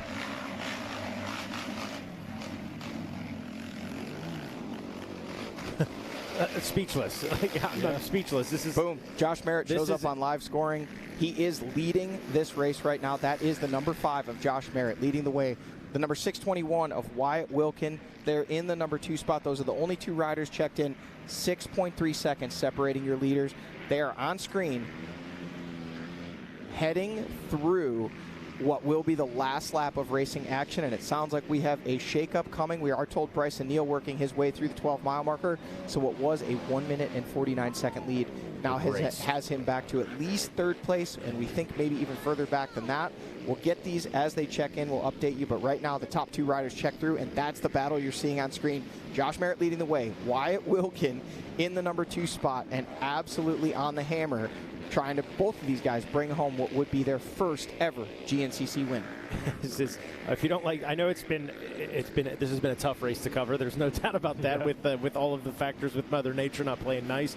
But this is one of those for the history books. I mean, if you don't like seeing the results of this, whether it's Merritt, whether it's Wilkin, you got to be stoked for what those guys are doing. Jared McClure checking in. McClure. So the Cobra's in now in third, correct? Yep, that is correct. 3 riders checked in. He's 1 minute and 4 seconds behind. Looks like we have some more riders checking in. Jay, help me out here. I'm trying to watch and see, but also trying to watch live scoring. These guys are going pretty fast. I think we got some XC1 guys checked in. Oh, and they're wheel to wheel. And it is. We got Chris Borch in the number 4 spot, Ronnie Rush in the number 5 spot, Bryson Neal in the number 6 spot, Austin Abney 7th, and that is your top 7 as they have checked in. Wow. What a shakeup there. It is getting wild, folks. Your top 7 checked in. Merritt, Wilkin, McClure, Borich, Rush, Neal, Abney. All have checked in now with 3 laps complete.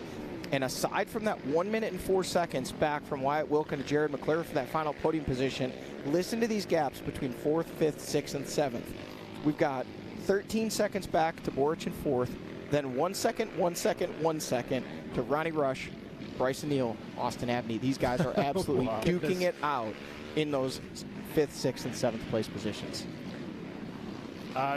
Sensational rides by these guys. I got to say, if you're Ronnie Rush right now, you got Chris Borich in front of you, you got Bryson Neal behind you, you got to be almost like shaking. Like you got to be kidding me. This is like, if you're Ronnie Rush, you got to be living high on the hog right now. Absolutely. I mean, you're not shaking. You're like, yeah, man, I'm doing it. Like, let's do this thing. You know, he's been in that number 5 spot off and on a lot the last couple laps, and it's been a trying couple seasons for Ronnie after winning that XC2 title, and that just goes to show. I mean, Jay, you yourself have done it. You know, when you move up to that XC1 class, everybody on that row is a heavy hitter. Even a guy who isn't, at the top of their game, all of a sudden can come out one ride and put in, or 1 week and put in a ride. They're like, how is this guy beating me? I should be able to beat him. Everybody's got the credentials on that front row. Everybody can roll on the given day. And look at this. I mean, one mistake for Bryson Neal all the way from 1st back to 6th place spot. We still have not seen quite a few of our riders that were running up front. Oh, Walker Fowler has now checked in the 9th place spot behind Stephen Harrell, who is in 8th, 1 minute and 1 second behind Austin Abney. So it looks like now, actually, sorry, Walker Fowler still only showing 2 laps complete. So Adam McGill has checked in 9th. Fowler dropping back down to 10th with 2 laps complete. So your top 9 overall have checked in, and it's an absolute chaos. What a wild race we've seen this last lap and a half. For sure, it'd be cool to be able to see where these like extreme spots are. I wish we could see where this is happening. Well, I think you and I could probably envision what they would look like. We've been there enough times. Imagine coming around a corner. You're driving home from work, just a regular day, and all of a sudden there is, a complete livestock trailer overturned. There's chickens riding cows. There's a clown with a jackhammer. Makes sense. And he's just running around screaming anarchy. That's pretty much what a bottleneck is like. Am I wrong? No, that's very accurate. I love it. It's too much. Is this? Nope. Not Josh Merritt. That guy's taking a long look at the camera. Merritt, what tires is he running? So Josh is on the tweeners. The tweeners, okay. Yep, he is on the tweeners, and there he goes right up the gut, taking the main line. So he's on the 22-inch fronts and 21-inch rears. And then our second-place rider, Wyatt Wilkin, on the smalls. Okay. Third-place rider, Jared McClure, on the bigs. So flip a coin, really. And then our fourth-place rider, Chris Borich, also on the bigs. And this is the, we've mentioned the Kenda Power Sports Powerline Park GNCC. It is 4 sets of GBCs up front there at the moment, so I'll get that little dig in. But Jay, fine. I know you're a Kenda guy, obviously, great rivalry. And I have to take this opportunity on a personal note. Drew Blackley, who kind of heads things up there at Kenda, actually, I'll get a little teary-eyed when I say this, came and found me yesterday with an autographed race card of my dad's from 2007. Dude, from this cool. race, he said it was his first ever GNCC. He came, he said, John Gallagher Sr. was a legend. I went and found him. I had him sign the card. He pulled it out of his van yesterday, came and found me and said, I found this at my parents' house. Figured it would mean a lot more to you than it would to me. And just goes to show, man, we might be competitors in the tire world, but a lot of good people here at GNCC Racing, and definitely appreciated that. Heck yeah, that right there, that's what GNCC is all about. There is no doubt about that. I love that. Josh Merritt. All right, now big question because Johnny's making everybody tear up in the booth. Come on, we got racing action to call. I can call it with tears in my eyes. I'm a man. Let's do this thing. Does Josh Merritt retire if he gets that win today? If he does, absolutely I'll kick his butt all the way back to Akron, Ohio. Not a chance. But looking like a good shot for him and Wyatt Wilkin. They do have 1 minute and 4 seconds. But, guys, we talked about it before. We do not award these wins until the checkered flag flies. Think about it. Just a lap ago, we were talking about Bryson Neal with a 1 minute 49-second lead. Now back in the number 6 spot. Things shake up so quickly. But, hey, man, you want to be, if you're Josh Merritt, if you're Wyatt Wilkin, you're exactly where you want to be. You're in the position. You control your own destiny. Pick the good lines. Run the good pace. Don't let those guys close in on you. And it's a mano-a-mano battle. And those guys, Jay, I think are pretty good friends off the track. They hang out quite a bit. And I know all you guys hang out together down there in Florida. Everybody gets along well. But, let's face it. Each of their first GNCC wins is on the line. Oh, yeah. I mean, they would punt each other into the next county for an opportunity. Oh, look at this. We've got a bottleneck, folks. Can you tell who it is? He's trying to help him. A little love tap. That's Wyatt trying to push him out of the way, whoever it is. I believe that's him sitting there. They both get up and going. It was. Yeah, there it is. So that is the leaders. Josh Merritt leading the way, Wyatt Wilkin in second, and a little snafu there, and that's exactly what we talked about. You don't want to do too much of that because that 1 minute and 4 second gap they have over Jared McClure in the number 3 spot could evaporate very quickly. The Sneaky Snake, another rider we talked about, needing a good ride, really to get his season on track, and he's in that podium position right now, but pressure from behind. I mean, if you've got to have pressure from behind, do you want it to be from a guy that's won 75 of these things from Chris Borich? You might say he might not be at the prime of his career, but you put him in a position where he can Borich you, he knows how to do it. Not only that, I feel like from talking to Chris, it was almost like that like revitalized energy of, hey, you're tied with Walker now. And it was like, yeah, that's cool. But you could kind of tell the winner in him, the former champion in him, that's who I was talking to this afternoon. he still wants it. The desire is still there for Chris. So, yeah, you're right. If the opportunity's there, he's going to take it. And I'm going to be honest with you, Mikey. You know, when you heard, I was down on the starting line listening to that interview, and I was waiting for Chris to say, you know, I'm still out here too. That's right. I can still add to this tally. Right. And yes, maybe Chris isn't in the form where we see him week in and week out up there, but currently in the number 4 spot, 13 seconds behind a podium position. There's a lot of racing action left, and you want to see a place go wild. Chris Borch pulls this one off today. I'm going to be running out of the booth. I'm out, Jay. I know you can't run, but you can walk up there with me. And we'll talk about the past winners here. And again, in the recent years here, at least, Walker Fowler's kind of owned this place. Adam McGill getting 2 wins as well. Unfortunately, at least right now, neither of these 2 guys in the mix for the win today. Just a little while ago, they were. I was going to say, things change quickly. It's like the weather here in Ohio. Just, you don't like it, stick around. It's going to change. and now we're checking in with more riders completing 3 laps. Adam McGill has checked in that number 9 spot that we pointed out. Walker Fowler in 10th, 1 minute and 53 seconds behind Adam McGill. So big gaps opening up. Grayson Eller, the new leader in that XC2 Pro-Am class, with a 1 minute and 6 second lead over, only 1 second lead over Chris Howard. And then in the number 3 spot, it is still Kevin Yoho rounding out the podium in that XC2 Pro-Am class, 1 minute, 6 seconds back. And it's Dalton Keys, John Glada Jr., and Tucker Wyatt still working their way around. Here we see on screen, Jay, still Josh Merritt leading the way. I swear I saw Wyatt come through before him, but I could be wrong. Oh, why not? Let's just, again, we threw all the XC1 guys in the Yahtzee shaker. That is not Wyatt there, so maybe Wyatt Wilkin has taken. I was looking at the scoring, so I didn't see. Was it? I'm pretty sure that was Wyatt that came before him with a little bit of a gap. There you go. Let's get a gap and see, do we have a new leader? Is it the 621 of Wyatt Wilkin? By the way, shout out to the Monster can kind of pouring over right there. I like that. We need to set up a hose, get some green water. Food coloring. There we go. Replay coming through. That is. Jay, you called it right. See Good what I get call. for looking Good away eye. at the live scoring for a moment. Wyatt Wilkin leading the way, and what is the gap as we pan back? It's a pretty good little gap. He is starting to open up over the number 5 of Josh Merritt. Man, good gap. Yeah, Big very gap. good gap. Johnny, were you counting? It's big. Okay, fair enough. Yeah, big. All right. It's upwards of 20 seconds, so that's a good gap that's gone from. Josh was leading the way. We saw him have a little snafu, looking like he got stuck in the ruts, and then Wyatt Wilkin, again, we've talked about this tire thing. Wyatt on the smalls, pushing him through the ruts. Looking back here, we got some more riders working their way through. Some of our A and B class riders at the Monster Mile. Like you said, Mikey, shout out to the Monster Can. I love it. Pouring the energy over the riders as they come through. They could use a little boost of energy. Maybe a little bit of Monster energy, a little sippy sip to keep them going. There is the 714 of Ronnie Rush.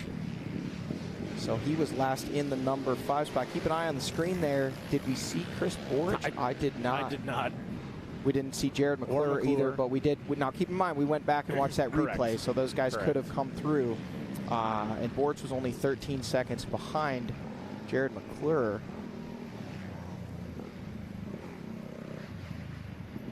Three miles in, and we have a new leader, Wyatt Wilkin, leading the way. Man, going to be a great day for Ohio as it stands if Wyatt Wilkin can get this 1-1. That is Walker Fowler coming through there. So it looks like, did that not look like him? I think so, but I'm not certain. I don't see, no, it couldn't have been. No, he was a 153 behind McGill. No way, couldn't have been him. Did look like him, but was not him. One of our amateur riders is stoked right now. They're like, man, they mistake me. I actually Walker Fowler. While we're waiting for our leader, or some more of our leaders to come through, one of the bike riders came through. I misidentified him as Stu Baylor in one of the mud races. So there, was that McGill? McGill. Okay, so that was Adam McGill coming through there. 3 miles in on lap number 4. And he came up and he said, hey, you said I was Stu Baylor. I've recorded that clip and I show it to all my friends and tell them I ride just like Stu Baylor. He wins races, so pretty cool. I love that. Hey, sometimes our mistakes can that's it. Make somebody smile.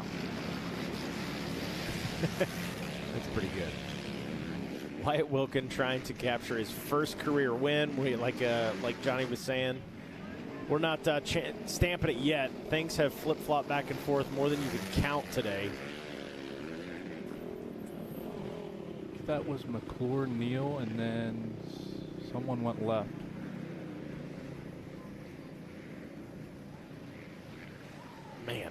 There's a good shot of what you're talking about with the mud flinging up on the trees and pulling them down. Oh, nothing worse than one of those things slapping you in the face. You come through and it comes right in through the helmet opening, smacks you in the face, and it can end your day right there. I mean, if it gets in your eyes, it's really tough to navigate some of these sections as these tree branches get heavier and fall down farther. It takes a lot of determination, a lot of grit, and a lot of lack of caring about the safety of your eyes on some days. At least it's not raining, so these guys, looking like they're able to kind of manage without goggles. A lot of them doing everything they can to keep goggles on, though. Definitely, like we talked about earlier in the show, something that is very important in conditions like this on a day like today.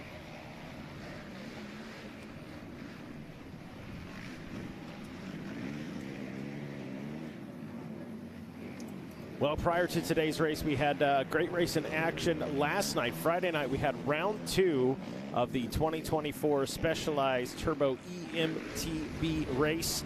And all the heavy hitters out there, Cypress Gorey coming off the big win in round number 1. Brett Orr had a second-place finish in round 1. Hayden Dillon not racing round 2. So it was just Ben Ort, Cody Privarato, and Cypress Gorey out there. Talon Hawk able to grab back-to-back wins out of that XC2 class and finishing 4th in the OA. But boy, as the race wore on, it was Ben Ort finding himself out in front. This was gnarly. And as a matter of fact, pre-race, Jared Bolton said, listen, guys, I promise you it's not ideal out there today. We will try to get a better track for you next year. But again, Mother Nature just not playing nice with us. That looks brutal. Absolutely brutal. Yeah, and talking with some of the riders after the race, they said they literally spent as much time pushing those machines, those bicycles, as they did, but not this guy, Ben Ort. I mean, on another level so far this year, just absolutely pushing the pace, managing to actually break Cypress Gorey midway through the race, getting a pretty good gap and holding it all the way to the finish line. Impressive ride for that gentleman. Yeah, so now we have a type championship as far as the points are concerned. Both guys 39 as they will go into round number 3. So Ben Ort, big congratulations to him on the win. Not a bad deal on a Friday evening, getting us kicked off in what has been the story of GNCC for the last, honestly, couple of years to this point. Oh, look at Cypress Gorey. He said, yeah, I'm stoked for you, buddy, but let's go to round 3. I'm in. Talon Hawk enjoying a first-place finish out there. Somebody outside of the truck right now all over the red limiter. And how about this? We're going to turn back the clock. Some, can I say old highlights?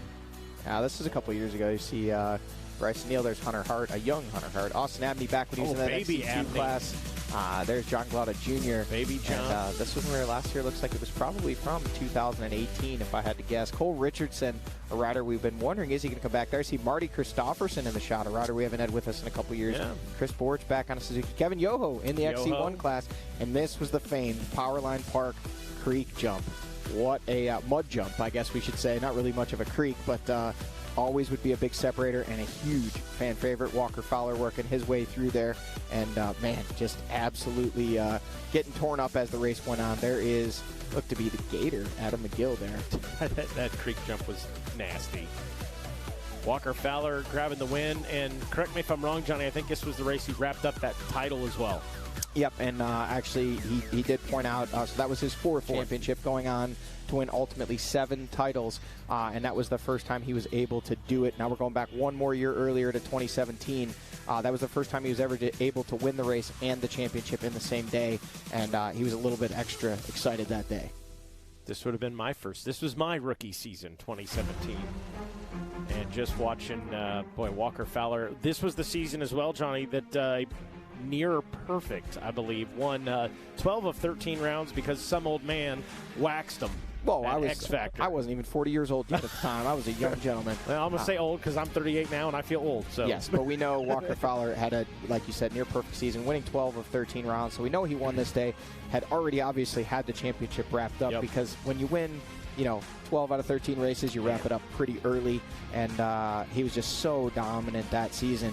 It was just a pace that nobody else could match. Going back another year earlier, you can see that familiar Walker Fowler out front, grabbing hole shots and putting the moves on some other riders, looking like he made contact with his then teammate. I love it. Cole Richardson. No. Adam McGill, nearly over the bars. Oh, my goodness. Borich, Fowler. Why are we? Jared McClure. McClure. Cole Richardson making contact. And Brian Wolf actually there. Was it really? Yeah, absolutely. This is we're just teasing people at this point, and people wonder why we don't run that creek jump this year, or mud hole jump, whatever you want to call it. Look at the young, little miscue here. Heated. That's how that one went down. Son of a gun. I'm sure that's what he said. A little more exchanges, and Adam McGill grabbing the win with Walker Fowler just behind him. Let's go, baby. And that was, definitely one for the books. That fuel can getting stuck kind of loomed large there at the end of the race. I imagine. I got to hand it to Walker and Mark Notman, though. I mean, like big brother, little brother. I mean, you can jaw back and forth and say all of the HBO words to each other, but they come out the next race ready to roll, ready to fight. Speaking of ready to fight, that guy had something to say to the cameraman, not happy about something, or maybe he was just saying, "This is awesome." We didn't have audio, but I'm pretty sure that's what he said. Yeah. But we just report the news, okay? You know. I will say, being pretty close to those two, there's not a lot of HBO words. There's definitely some times where they'll get kind of heated with each other, but that said, a lot of respect. Good. They've won a lot of races, a lot of championships, and they keep it. There's not a lot of HBO, maybe some Nickelodeon words. Okay. Calling each other clowns and that kind of stuff. Yeah, but I don't know if Nickelodeon's the right term. Have you seen that documentary? I mean, my goodness. I have not. So I don't know what I just led into, but everybody's laughing. So this is why I don't watch the news. Oh my goodness. Yeah, that's actually worse. Josh Merritt. Did we see Wyatt Wilkin? Oh, no. Man. There's Wilkin. Now we have another shake-up back for the lead. and forth. Let's Josh go. Merritt back out front here at the 10-mile marker, leading the way on the number 5 Action Off-Road B&R Motorsports GBC-backed machine. That Merritt Racing machine up front leading the way. 2 Ohio boys throwing it down. Again, folks, both of these guys vying for their first ever GNCC win. Something special in the water for them here today. Yeah, it's winning a GNCC alone. It's pretty incredible to watch and see. I don't care what level it is, what class you're in. I think to do it in your home state just makes it a little bit sweeter. Yeah, and I tell you what, man, you could say like each one of these guys should be pretty happy to be on the podium. They've both been consistent podium visitors here in 2024, but when you have that win within your grasp, neither one of these, whoever wins the race, this is going to be the best day of their life. And whoever finishes second, they're good buddies. They're going to be happy for the other one. But at the same time, on the ride home, there's going to be a lot of, if I would have done this, if I could have done that, that was my win to have. But only one of these guys can take it home. Who's it going to be? All right, guys, let's call it out right now. I'm going to put you on the spot. Mikey, we're going to let you go first. Okay, I'm going to take the easy route, and I'm going to say the number 5, Josh Merritt. I just feel like he's a little more prepared for that kind of pressure, and I spoke too soon as he's stuck. I'm going to do it. Now they're both stuck. Now, maybe? They know we're debating about this right now. That's what it is. This FMF PowerPoint is an absolute game changer. This is, we have never seen anything like this. This is your first and second place riders stuck in the same section on screen, both now having to back down the hill. You couldn't write this. Josh Merritt choosing to go around, so he is still continuing to hold on to the lead. I was going to say, did I say Merritt or Wilkin? What I meant was Jared McClure or Chris Borich. No, McClure was still not into the camera. I was watching the background there. I didn't see him go through, so we do believe it is still, wow, we've never seen anything like this. We just saw them get to us, but not quite. They had to go back. Now they've had to go all the way around. And Jared McClure, that's actually his crew rider there, or crew member there. And look at that, Bryson Neal up the gut. Does he make the pass on both of them and take the lead? The other guys, they did take the long way around, right? Jared McClure makes it up. There's Chris Borich. How long is that route around? We just do not know. Oh, my goodness. There is Adam. Abney. Oh, no, yep, Austin Abney. Whew. Now to steal one out of the Rodney playbook, we're waiting with bated breath at this point to see if Merritt and Wilkin or either taking the long way around. But either way, it looks like Bryson Neal at the very least up to the number 3 spot. So he was back in the number 6 spot. He has made the pass on Ronnie Rush. He's made the pass on Chris Borich, and he's made the pass on Jared McClure, and is up to at least the number 3 spot. And with that miscue on the FMF PowerPoint, it's possible that with Wyatt Wilkin and Josh Merritt both having to go around at the 10-mile marker, Bryson Neal could be your new leader. They're coming out here. The Yamaha Racing Live drone We're going to see him coming out. We're going to see all these field sections unfold. Who will be leading when we do know Josh Merritt got out of that section ahead of Wyatt, and it is still Josh Merritt leading the way, taking a look over his shoulder. It looked to be him, did it not, Jay? Man, I can't even tell. I'm sticking with that's Josh. That is absolutely, that is Josh leading the way. So will we see Wyatt Wilkin next? Josh was the first one to say, hey, look, I'm going to cut my losses. I'm going to back down the hill here, and I'm going to take off. If we can try to zoom in there, that is Wyatt Wilkin there in the number 2 spot. But look at this, hot on his heels. Oh, boy. That's Bryson. Is it Bryson that is. in third? The Bidwell Bullet in third, and can see Wyatt Wilkin. He wants another spot. He wants all the way up. And there is out front Josh Merritt leading the way. I can tell you right now, so many thoughts going through this man's mind right now. He knows he's just miles away from what will be a checkered flag waving and potentially his first ever GNCC win in his home state. What? How long until they're due in for? It should be less than 3 minutes, I'd say. Okay. Looking, refresh. Mentos, the fresh. They're saying 5 minutes is what the projected time is, but they might be a little ahead of schedule. Seems like the track drying out a little bit because they really just have a couple field sections left. This comes up. This is just below the pro pits here, and that is Josh Merritt. He's up. Look at this. Everybody out cheering him on. So what's going through Josh Merritt's head right now? Is it just, hey, hit your marks, ride smart, or is he thinking, don't screw up? Probably a little bit of everything, be my guess. I've only ever been in this position, well, twice, this close to the finish line. Once I managed to lose it. The other time, nothing went through my mind until the last corner because Walker was putting so much pressure on me after I made the pass. Right now, Josh has no pressure. Like, yes, whoa. Stuck. Buried it. Off of the machine, pushing, getting some help.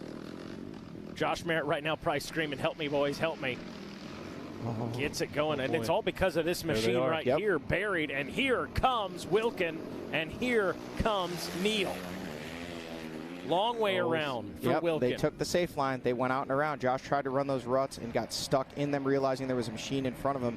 Luckily, he realized it before he was too committed. Now, look at this. We're seeing what was a pretty easy cruise to the finish line after he gets stuck in those ruts. Now, pressure from behind from Wilkin, and heavy pressure behind Wilkin from the last man you want to see there, the number 1 of Bryson Neal. I bet Josh's heart rate is through the roof right now. Probably 255. Oh, my goodness. I'm joking. That's not possible. But he is for sure over 200 right now. It's no like question. a hummingbird at this point. Man, who's more nervous right now, Merritt or Wilkin? Absolutely Merritt, no question. Especially after getting stuck in those ruts. I mean, I think he was probably feeling pretty good, taking a look back over his shoulder, seeing no one there. But now it's like every second is like 10 minutes for Josh Merritt right now. He's counting every heartbeat.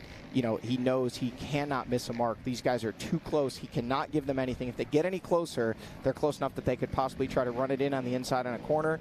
This is the last woods section, and guys, there's a couple tricky little lines in here. You got to make it through. You got to make it clean if you're Josh Merritt. If you're Bryson Neal and Wyatt Wilkin, you're hoping Josh misses one of these lines. Look at Bryson Neal Wyatt Wilkin taking a look over his shoulder to see if he's able to make a little bit of ground on B. Neal, and he has done just that. Bryson not quite to the rear wheels this time. Yeah, Bryson Neal, I don't know, little struggles back there, maybe a little misstep, but Wilkin able to put just a little bit of time on him. As Merritt still out in front, waiting to see him pop into view here. Mile marker 12, getting down into about close to the 3-minute mark here.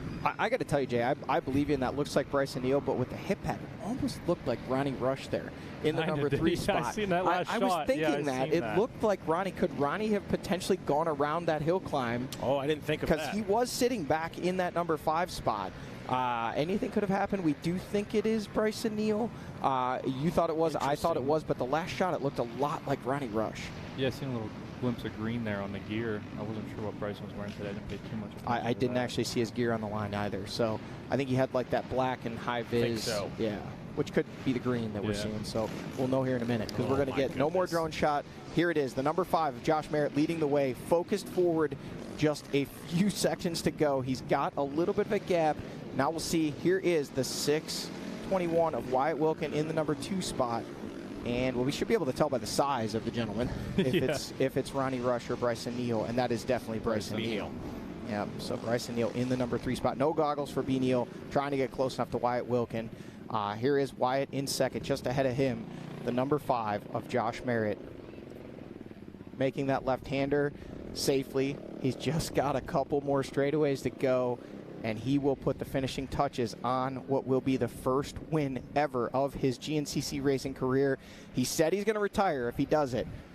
We're going to find out here in just a matter of moments if he can just hold it for a few more corners. Pro Row going to go nuts for the man. There's his dad standing out. Look at that. What a moment watching your son. Just a few corners to go. Nice and easy. Don't nice and easy. That's it. Fist bump. He knows he's got it now at this point.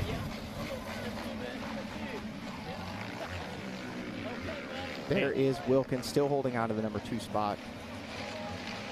Merritt through what would be the last set of ruts where he could possibly, I don't know what's in his tree, so I shouldn't say that just yet. But fair enough.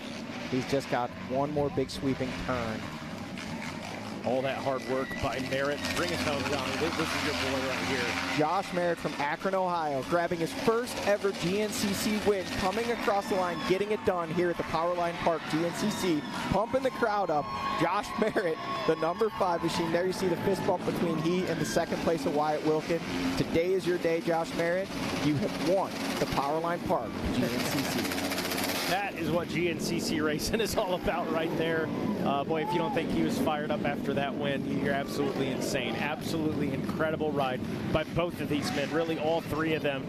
Bryson Neal, when you look at the big picture thing, he's stoked for his guy right here. Big picture thing, hey, you win your championships on your bad days, right? Nothing going Bryson Neal's way.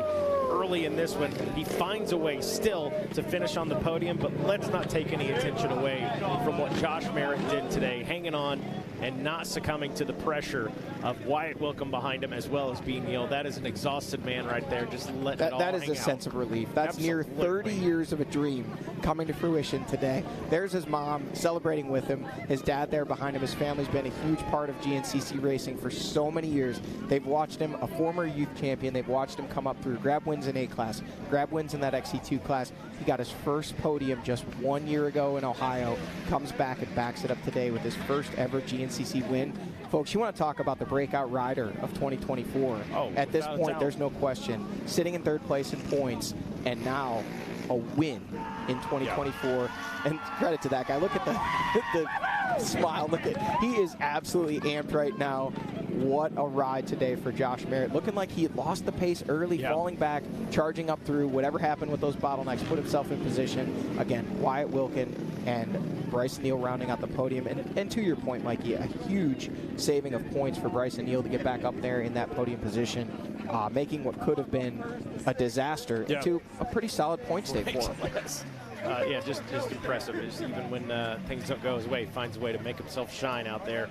But boy, Josh Merritt, hey, congratulations to you, man. Just absolutely well earned. And we talked about it, a lot. Not the rider coming up through the youth ranks that everybody's got, circling his name. This is the next big thing. But once he got to the pro side of things, the XC1, he started putting in the work, making all the right decisions, working with the right people. And I got to give him credit. He is a guy that when he tells me or Johnny Gallagher told me this man believes it. He believes in what you tell him and what his team tells him as well, and he really puts that to work. It looks like Zach Herron is down on scene with Josh Merritt washing off the face. And afterwards, I'll tell you what I told Josh Merritt before this race got started. And I didn't take any credit for it, but I might have seen this one coming. Good. Take it away, Zach Herron, down there with Josh Merritt. Hey guys, we are down here with Josh Merritt. Why? Take a bath, man. Do whatever you need to do. We talked about it. You were a guy that could get podiums. How does a winner sound, Josh? Hey, make a little noise. Josh Merritt's a winner.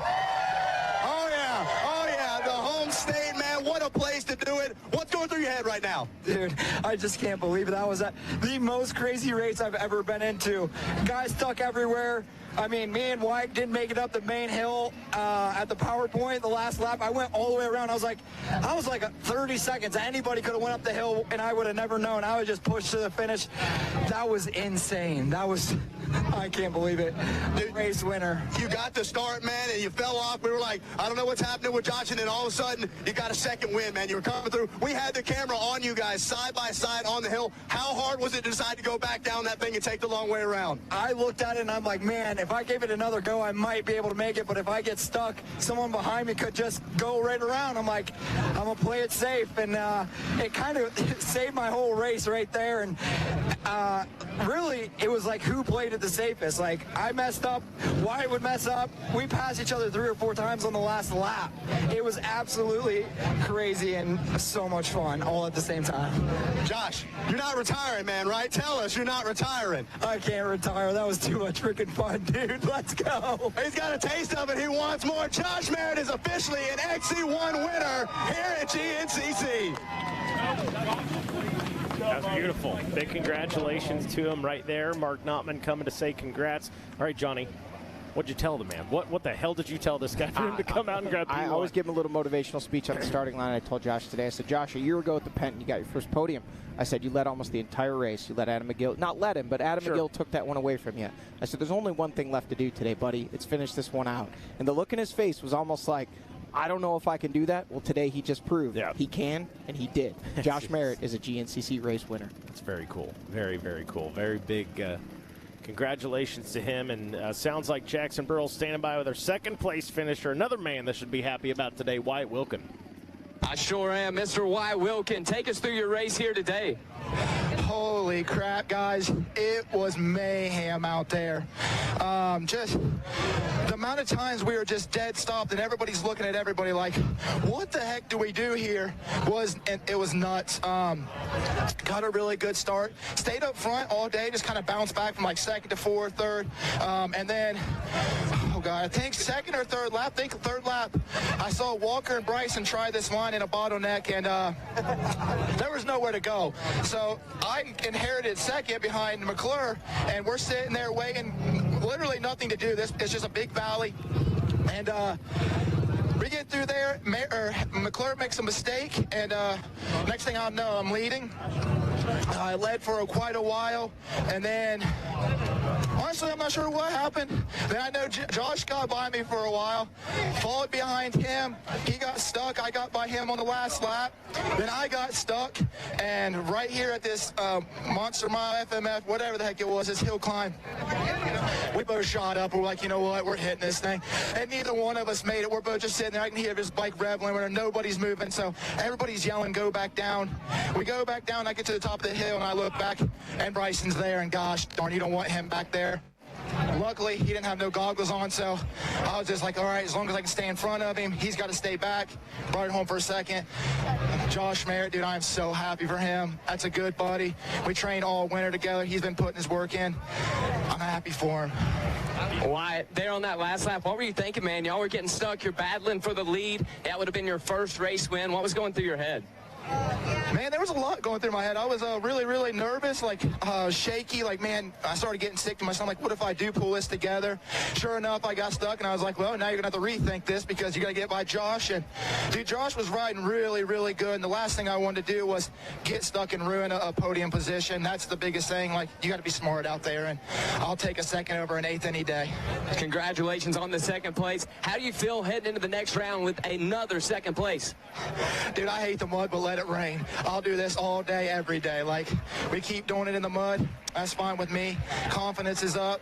I feel good. So I'm ready to roll. All right, guys, that's your second place overall, Wyatt Wilkin. Wyatt Wilkin. I hate the mud, but let it rain. It's amazing what a podium, taste of podium champagne, which he hasn't even sipped yet, will do for you. 3 podiums in 3 mud races here in 2024. Wyatt Wilkin becoming a podium regular. Very impressive. Can see all the battle stories being traded, and him talking about it getting sick to his stomach really resounded with me. There was multiple times over the years, just the weight, the gravity of that. You've worked so long and you're about to win a race. It's just that emotion, all the stress comes to you, and then he said, well, I got stuck, and I realized, okay, well, maybe we got to rethink this. And coming back, second place position, great ride today for Wyatt Wilkin. Yeah, just, boy, Wyatt is just, the kid's the real deal. I don't have it in front of me how young he is, but very promising future. Sounds like Jackson or Zach standing by with still points leader, Bryson Neal. Yeah, guys, I'm down here with our third place, Bryson Neal. Bryson, you were leading the race earlier, man. You disappeared on us, able to get yourself back up to a third place. Take us through today. Oh, dude, we jumped off to a great start. I mean, this thing, the CST Pulse 2322s, this thing was like a rocket ship coming out of the hole. They all got all forward traction, got a great start. Josh made a little boo-boo. He spun out in the field, so I jumped in the first, and dude, the first 2 laps was going good. I was so happy with my choice of the big tires. When we were sitting over there on the starting line, I was like, sun's coming out, I see the wind. The fields over there look good, but I no doubt back there in the woods, I heard the stories it's getting nasty, and I was so happy that I ran the big tires. They was doing really good. Had a heck of a lead going, got to the pit stop. Everything was clicking off. Pit crew, my dad, and Uncle Mike, they got me in and out real good. And then all hell broke loose whenever we got on lap 3. I don't know, right before the 2-mile marker, somewhere in there. We dropped down on the shelf, and there was just people everywhere. There's nowhere to go. The brush was super thick on the left. I get up the line a little bit, and a guy points me up to the left, like there's a line up in the woods to shimmy around. I go up in there, and there's a dead end, and I'm caught up in vines, and I'm there for, feels like forever. And then Walker ends up in the same spot with me, and we're both just off our bikes, trying to pick our bikes up to get turned around, get back to the race course. I get right back in between Borge and Abney, and it was just a fight from there, because every hole we came to, the lappers was just crazy, just chaos, just trying to keep forward traction. Then all the goggles lost the last 2 laps, but we fought back real hard, really pumped to get back on the box and have a really good point stay in this mud. I caught Wyatt going up here toward the 11-mile marker, toward the top of the hill past the start, and Dad, he's cutting out some wire out of my axle right now. I thought I blew my rear shock because I took a hit and my rear end didn't come back up. So this wire, he's cutting it out right now. It almost DNF'd me. So at that point, I thought I had a rear shock blown or something. So I was just like, get to the finish line. And we only had a mile and a half to go. Eased this thing in, brought it home, had a great day. A way to get a third place, Bryson. I know it was a hard-fought race. You're leaving here the points leader. How do you feel going into round number 8? Oh, I feel great, man. You know, round 7 last year was a hellacious mud race, and round 7 this year is a hellacious mud race. So to get out of a race like this on the podium, have great points, extend my points lead, it's great. You know, we're happy as heck, and we'll take it, and we'll move on, and 2 more to go to summer break. All right, guys, that's Bryson Neal, your 3rd place overall. Congrats to B. Neal. I mean, I don't know what to say. You win your championships on your bad day, and still points leader, and he's obviously looking at big picture. He said, go have success at the next one, and then on to snowshoe, and then summer break. So his focus is in the right place. Yeah, absolutely. Not only still points leader, actually extending his points lead today, coming in with a 20-point lead, finishing in 3rd. Walker Fowler finishing in 11th, adding quite a bit more points to his tally, meaning he's got upwards of a 30-point lead now, meaning a full race in the championship hunt. But the man of the day, this guy right here, getting off to a great start, ripping a good start, but it was around the outside. Josh Merritt hooking up. Bryson Neal looking like he had it, but Josh Merritt able to squeak it in on the inside there. You can see those guys side by side. Merritt hooking up, able to grab the lead, and then Bryson Neal straight to the front, guys.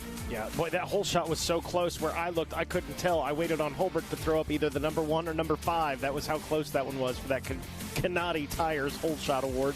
And then, this was probably the last little bit before the absolute chaos ensued.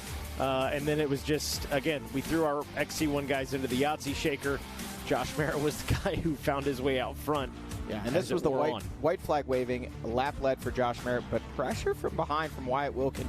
Credit to these two guys, both with their first ever opportunity to really get it done on the final lap of racing and win a GNCC, and they were that close. That was how close the battle was throughout basically the entirety of the final lap of racing.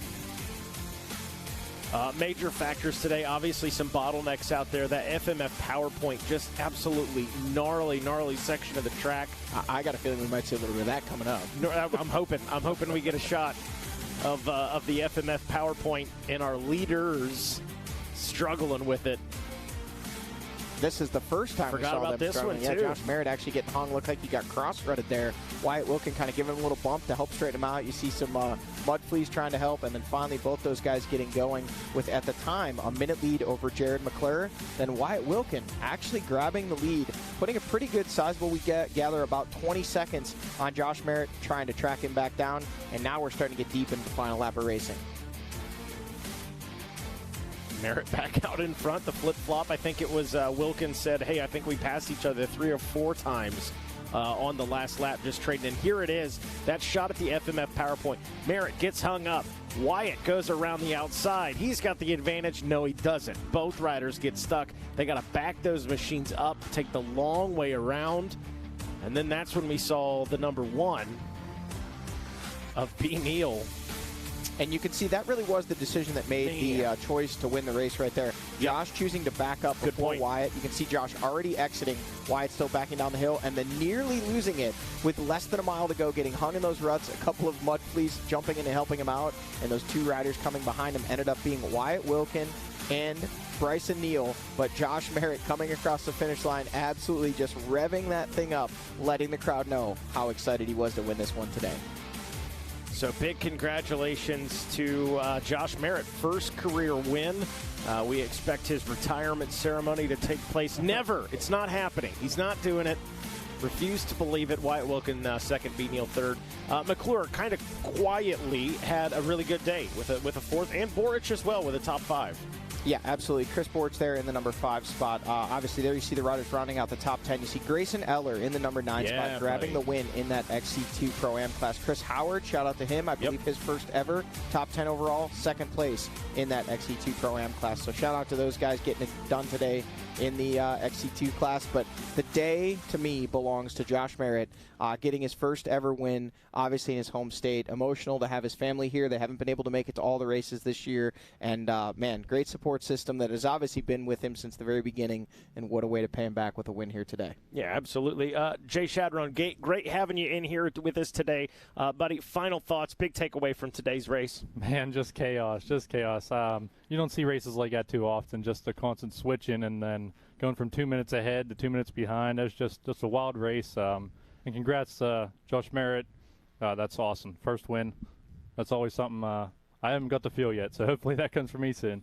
Hey, you're gonna get it. I believe it. I'm not doubting Jay Shad can do anything. One more thing I'd like to say here, Mikey. Obviously, Jay, it was great having you in the booth. We look forward to seeing you back out there. Hopefully someday help to be standing in here and calling your first win. Yep. But how wild was it for Bryson Neal to say, hey, I was at a dead end, I'm wrapped in vines, and Walker Fowler next to me. So the guys that were 1 and 2 in his post-race interview gave us that little nugget. We had no idea that's where the time was lost for those two. Just shows, like you said, chaos out there. Exactly, yep.